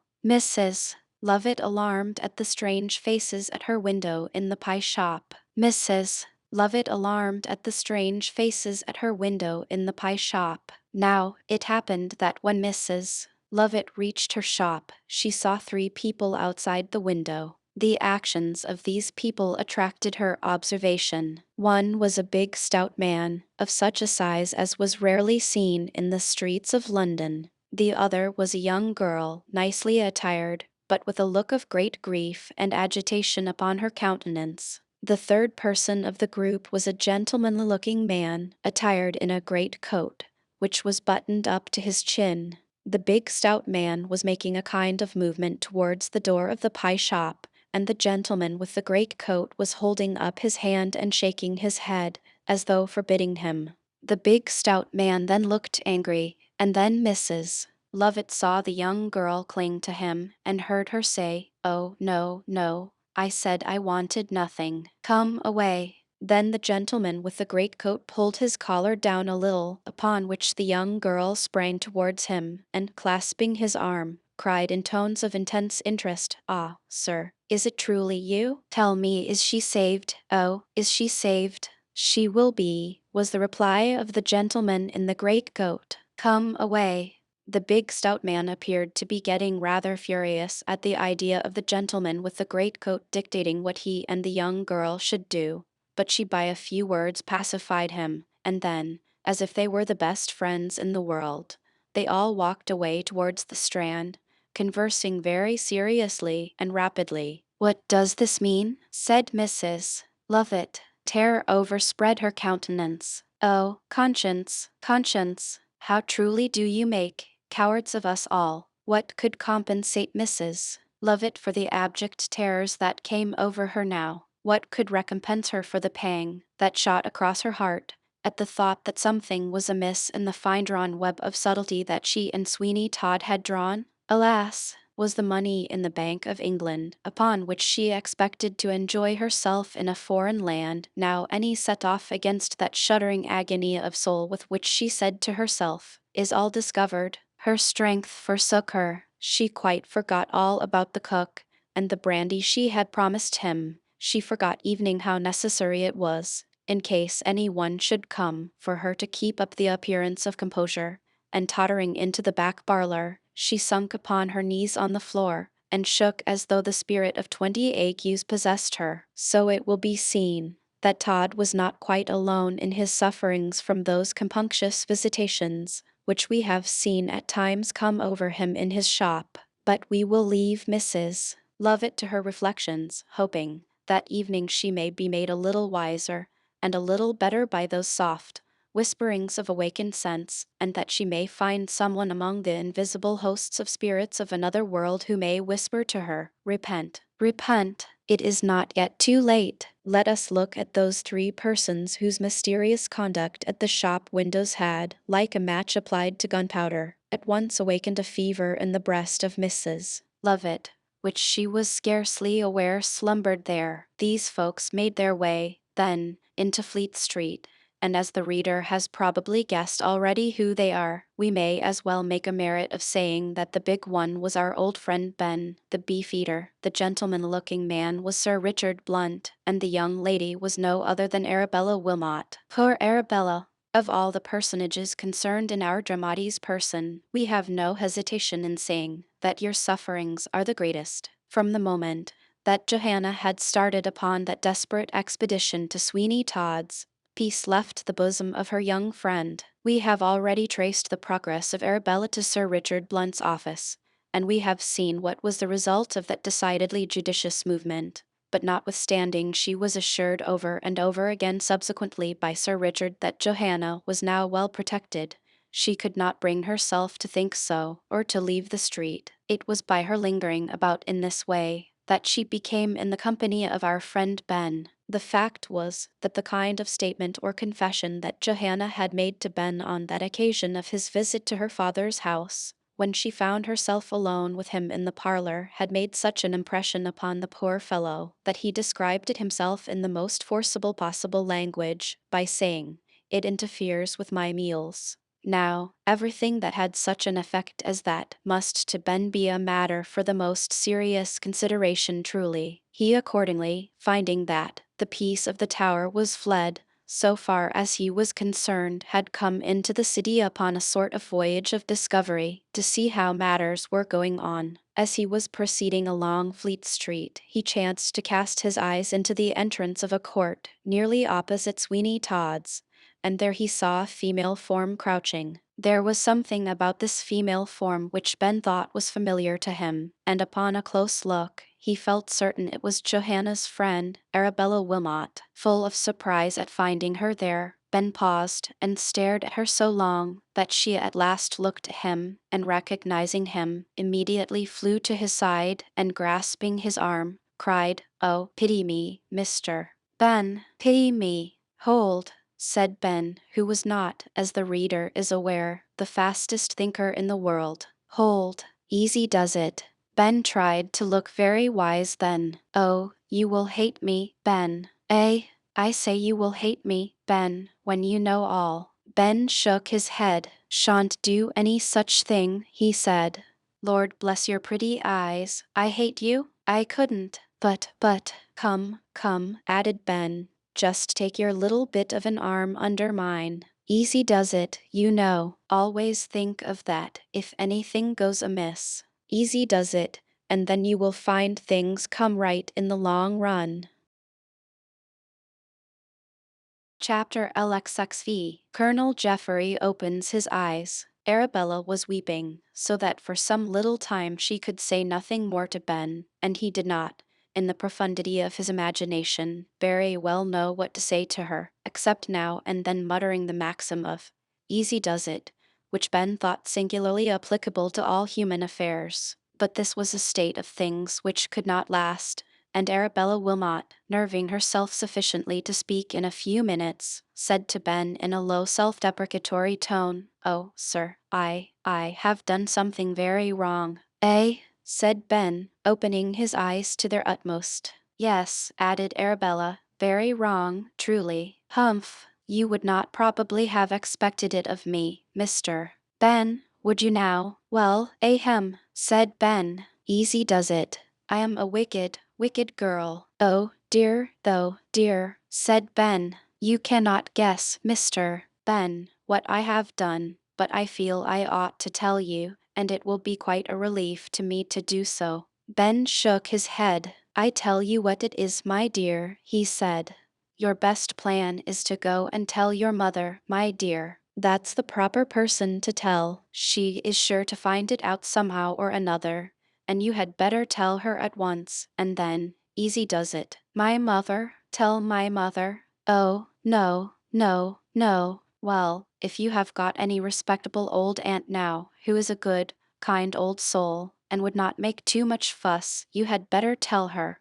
But goodness gracious, my dear, what puts it into your head to tell me? Because I think you are kind-hearted. Well, but, and then, of course, as you are mixed up, you know, Mr. Ben, in the whole transaction, it is only proper that you should know what has happened at last." Ben turned fairly round, and looked down into the face of Arabella Wilmot with such a coarse expression of alarm upon his face, that at any other than so serious a time she must have laughed. "Me," he cried. "Me, yes, Mr. Ben, me mixed up in oh dear, ah, Mr. Ben, you know you are by far too kind not to be, and so I feel as though it would be quite a relief to me to tell you everything." "Everything?" "Yes, all. Not all the particulars, surely. Come, I ain't an old woman, you know, my dear." "An old woman, Ben?" "No, my dear, I say I ain't an elderly female, so I don't think I ought to listen to all the particulars, do you know. Come, you go home now, and say no more about it to me. Easy does it, you know, and keep your own counsel. I won't say a word, but don't you, because you are in such a state of mind as you hardly know what you are about, go on blubbering to me about all the particulars, when perhaps tomorrow you'll give one of your pretty little ears that you had not said a word to me about it. Alas, alas, foe, easy does it." Who am I to cling to but you? Cling to me? Perhaps you'll say it's me. What's you, Mr. Ben? Explain yourself. How strange you talk. What do you mean, Mr. Ben? Well, that's cool, said Ben. What's cool? I tell you what it is, Miss Arabella W. I'm disappointed in you. Ain't you ashamed to look me in the face? Ashamed? Yes, positively ashamed? No, Mr. Ben. I may regret the indiscretion that is past, but I cannot see in it anything to be ashamed of. You don't? Truly, Mr. Ben, I do not. Then, Miss A. W., you are about the coolest little piece of goods I have met with for some time. Come, come, easy does it. But haven't you been telling me all this time about something you have been about? That was rather improper, in a manner of speaking. It may have been the tone in which Ben pronounced the word improper, or it may have been the sagacious shake of the head which Ben accompanied his words with, or it may have been that Arabella was drawing a conclusion from the whole transaction. But certain it is that she began to have a glimmering perception that Mr. Ben was making a great mistake. Oh, heaven, she said. What are you saying, Mr. Ben? I am speaking of the advice I was foolish enough to give Johanna. Advice? Yes, that is all. Into what mischief could you have tortured my meaning? I am much mistaken in you, sir. What? Then, it isn't, ahem. That is to say, you haven't, dear me. I shall put my foot in it directly. What a fool I am. You are, truly, said the now indignant Arabella, and a slight flush upon her cheeks showed how deeply wronged she was by the unworthy construction Ben had put upon her innocent words. Goodbye, Miss A. W., added Ben. Goodbye. I see I am out of your books, but if you fancy I meant any harm, you don't know me. God bless you. Take care of yourself, my dear, and go home. I won't stay to plague you any longer. Goodbye. Stop. Ben paused. I am sure, Mr. Ben, you did not mean to say a single word that could be offensive to a friendless girl in the street. Then, easy does it. Let us be friends again then, Mr. Ben, and I will tell you all, and you will then blame me for being so romantic as to give Johanna advice which has induced her to take a step which, although my reason tells me she is now well protected in, my imagination still peoples with horror. Ben's eyes opened to an alarming width. You recollect meeting us in this street, Ben? Oh, yes. When Johanna was disguised. Yes, Miss A. When she had on them, ahem. You may depend upon it, my dear. There's no good comes of young girls putting on pairs of thingammies. Don't you ever do it. But, Mr. Ben, hear me. Well, I was only saying, you stick to the petticoats, my dear. They become you, and you become them, and don't you be trusting your nice little legs into what do you call ems. Mr. Ben, I've done. Easy does it. Now go on and tell us what happened, my dear. Don't mind me. Go on. Then Johanna, in boy's clothes, is now, oh, the little vixen, didn't I tell her not, is now filling the situation of errand boy at Sweeney Todd's, opposite. Can I be otherwise than wretched, most wretched? Errand boy? No, not errand boy. Errand boy, at Todd's, opposite, in, boy's, clothes. Oh, just you wait here, and I'll soon put that to rights. Well, only you wait in this doorway, Miss A. W. just a moment or two, and I'll teach her to go and do such things. Well, no, Ben. You will ruin all, you will, truly. I implore you to stay with me. Let me tell you all that has happened and how Johanna is protected. In the first place, Ben, you must know that Sir Richard Blunt the magistrate has her under his special protection now, and he says that he has made such arrangements that it is quite impossible she can come to any harm. But, no, listen me out. He says that nothing can now expose her to any danger, but some injudicious interference. I ought not, you see, to have told you, Mr. Ben, but since I have, I only ask of you, for Johanna's sake, for her life's sake, to do nothing. Ben looked aghast. And how long is the little lamb to be left there? He asked.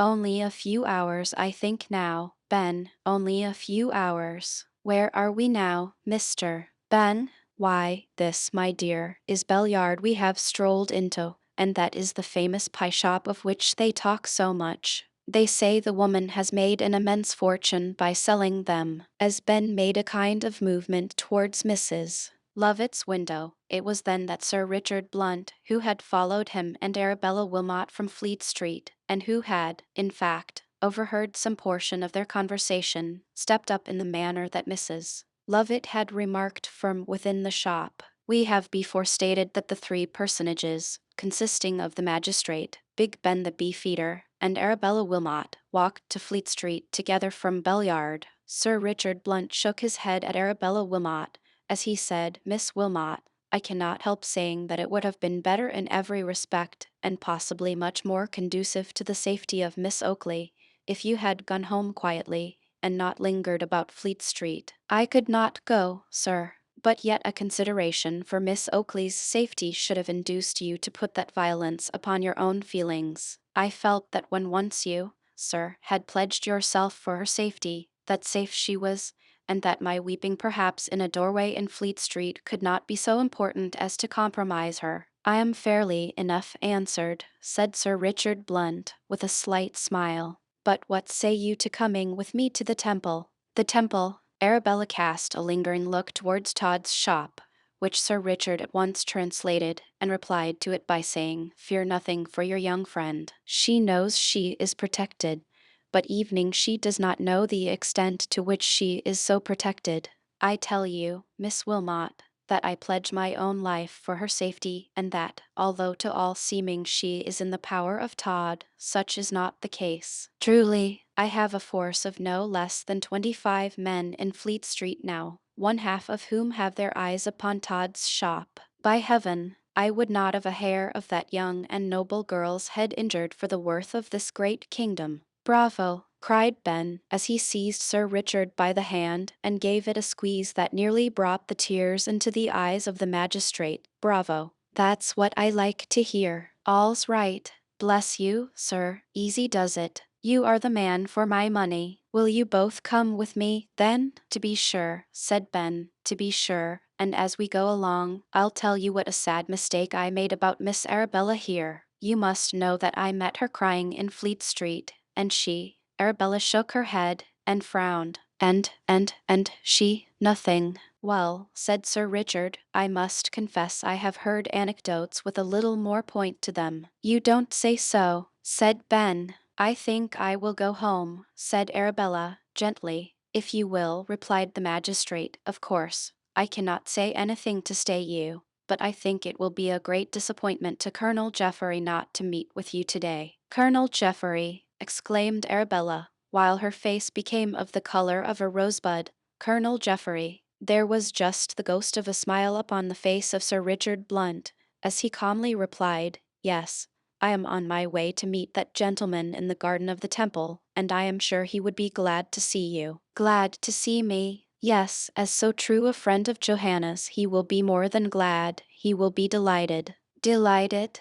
Do you doubt the Colonel's friendly feeling towards you? Oh no, no, no, certainly not. Then let me beg of you to come. No, not now, I will go home. It will look particular for me to go to the garden to meet him. It will look much more particular to refuse, I think, Miss Wilmot. You are with me, and with your old friend and Johanna's relative, Mr. A. They calls me Ben. Mr. Ben, and so you cannot refuse, he said, to go to meet Colonel Jeffrey, you know. Come, I pray you come. Truly, I know the Colonel wishes to speak to you, and as it would be obviously out of order for him to call upon you, I think you ought, seeing that you're not alone, to give him, as a gentleman of wealth and honor, this opportunity of doing so. You say he wishes to speak to me? He does, truly. What do you say, Mr. Ben?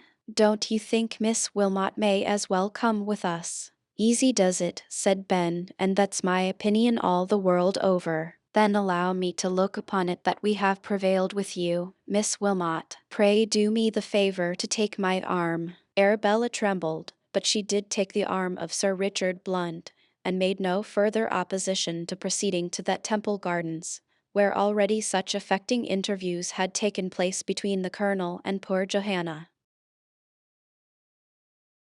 Chapter LXXVI. Arabella and the Colonel. If any one had been looking at the face of Arabella Wilmot at this particular juncture, and if the party so looking had chanced to be learned in reading the various emotions of the heart from the expression of the features, they may have chanced upon some curious revelations. It was only one glance that Arabella gave to the Colonel, but that was sufficient. A word slightly spoken, and in due season, may say more than a volume of preaching.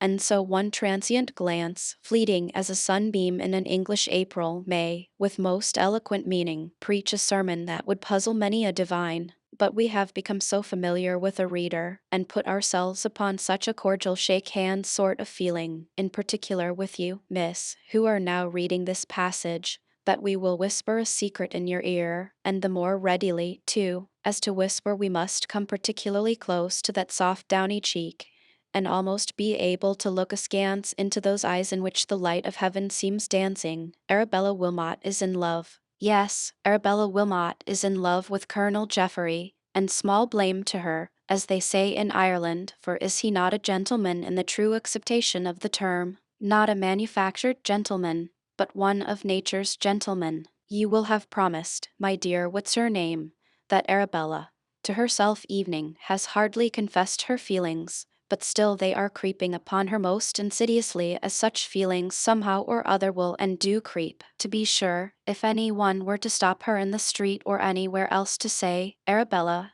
you are in love with Colonel Jeffrey, she would say, no, no, no, many times over. But yet it is true. You read it in her glistening eyes, and thus alone should love be read. She says it in her gentle sighs, and thus alone should love be said.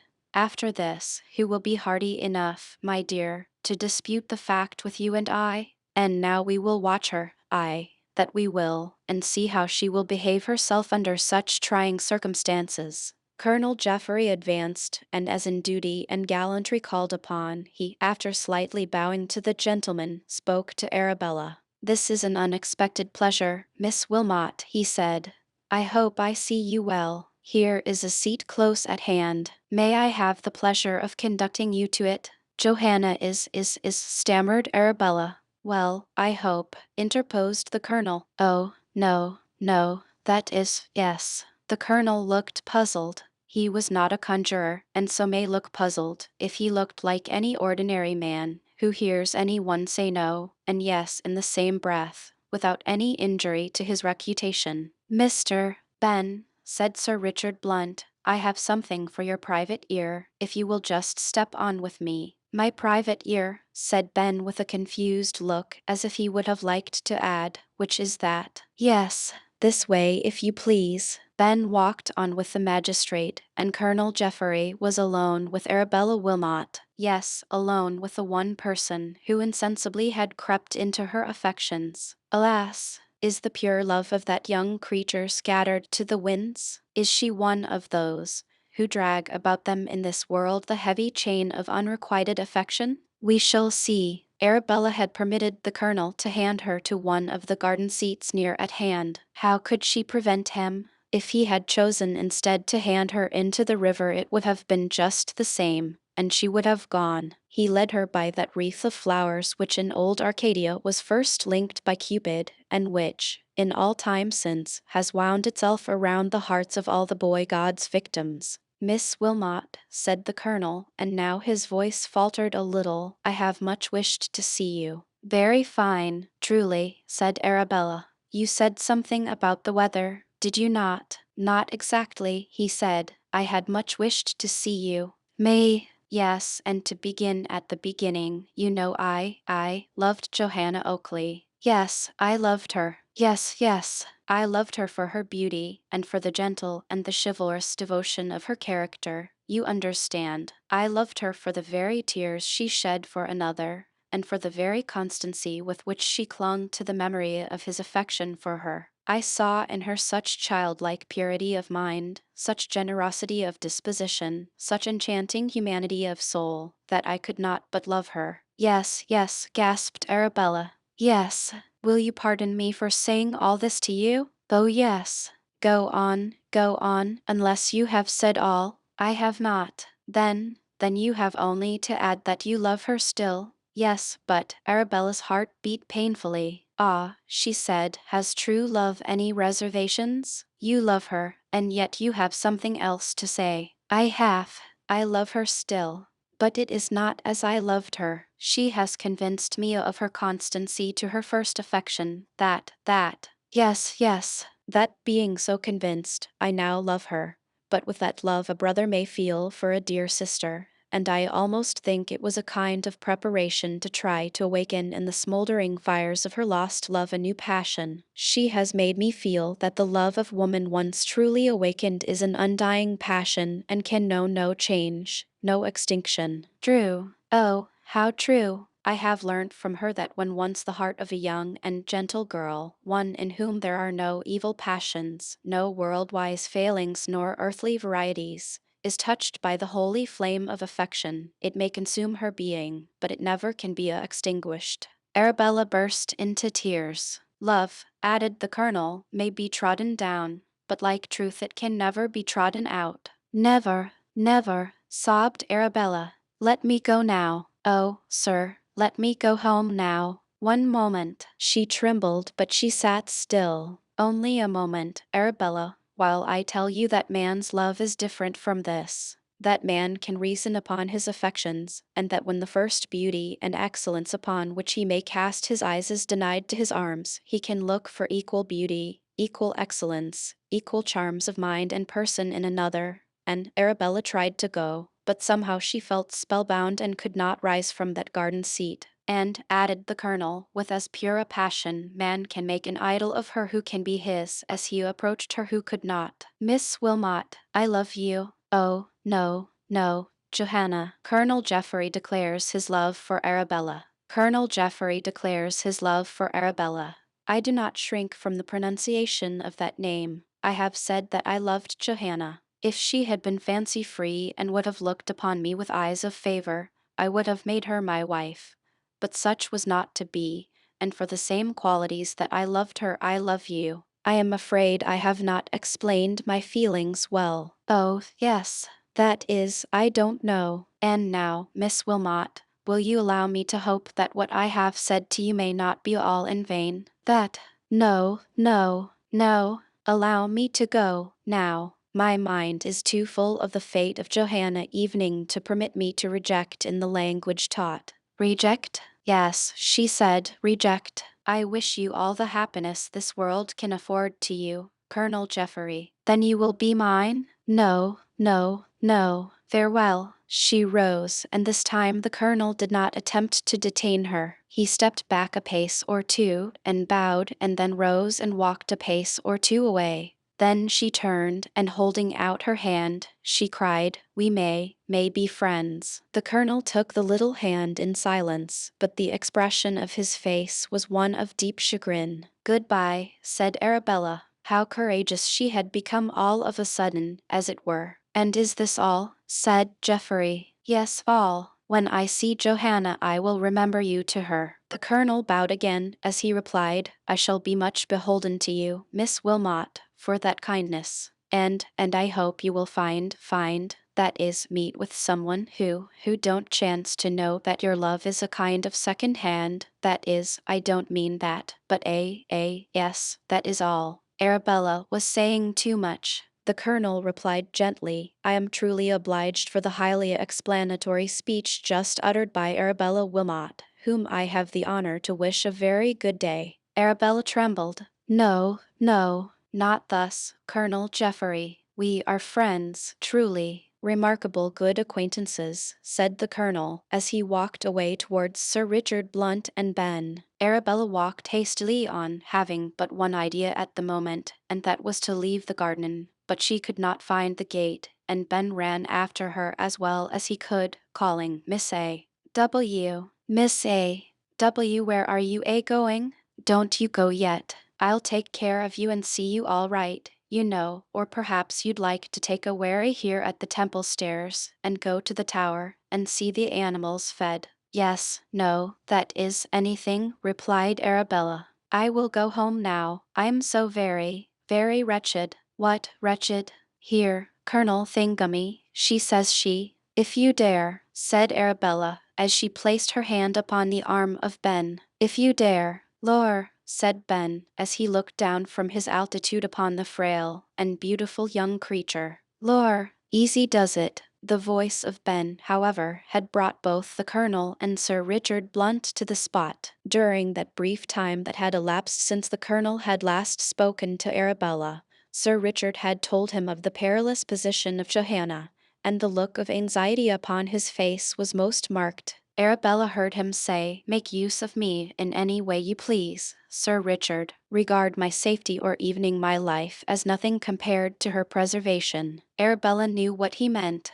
"Ben," she said, "will you come with me, and see me a part of my way home?" "Yes, my dear, to be sure." "Then you won't come and see the critters fed today, I supposes?" "No, no." "Very well, easy does it. Come along, my dear, come along. Lord love you, I'll take care of you. I should only like to see anybody look at you while you are with me, my duck. Bless your little bits of twinkling eyes. Thank you, thank you. Lor, it's enough to make a fellow go mad in love, to see such critters as you, my dear. But whenever I thinks of such things, I says to myself, I'll just pop in and see Mother Oakley, and that soon puts it all out of my head, I can tell you." "Truly, yes, you should go in at feeding time some day, and see her coming it strong with fried injins." "Fried what?" Injins, round things." "Injins, ah, that's it.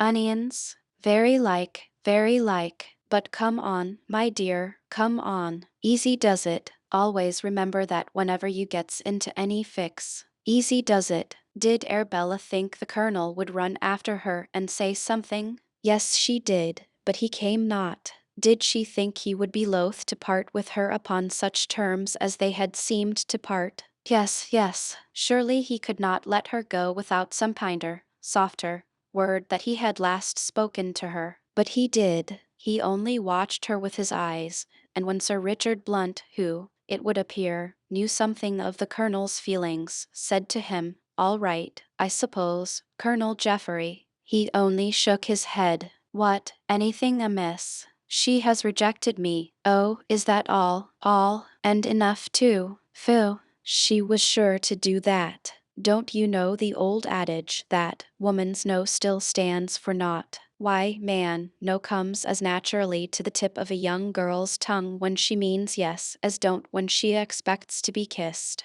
I tell you, she loves you. She adores the very ground you walk on. And yet she taunted me with my passion for Johanna, and called me a second-hand lover. Did she, though? Hall, Hall, Hall, Hall.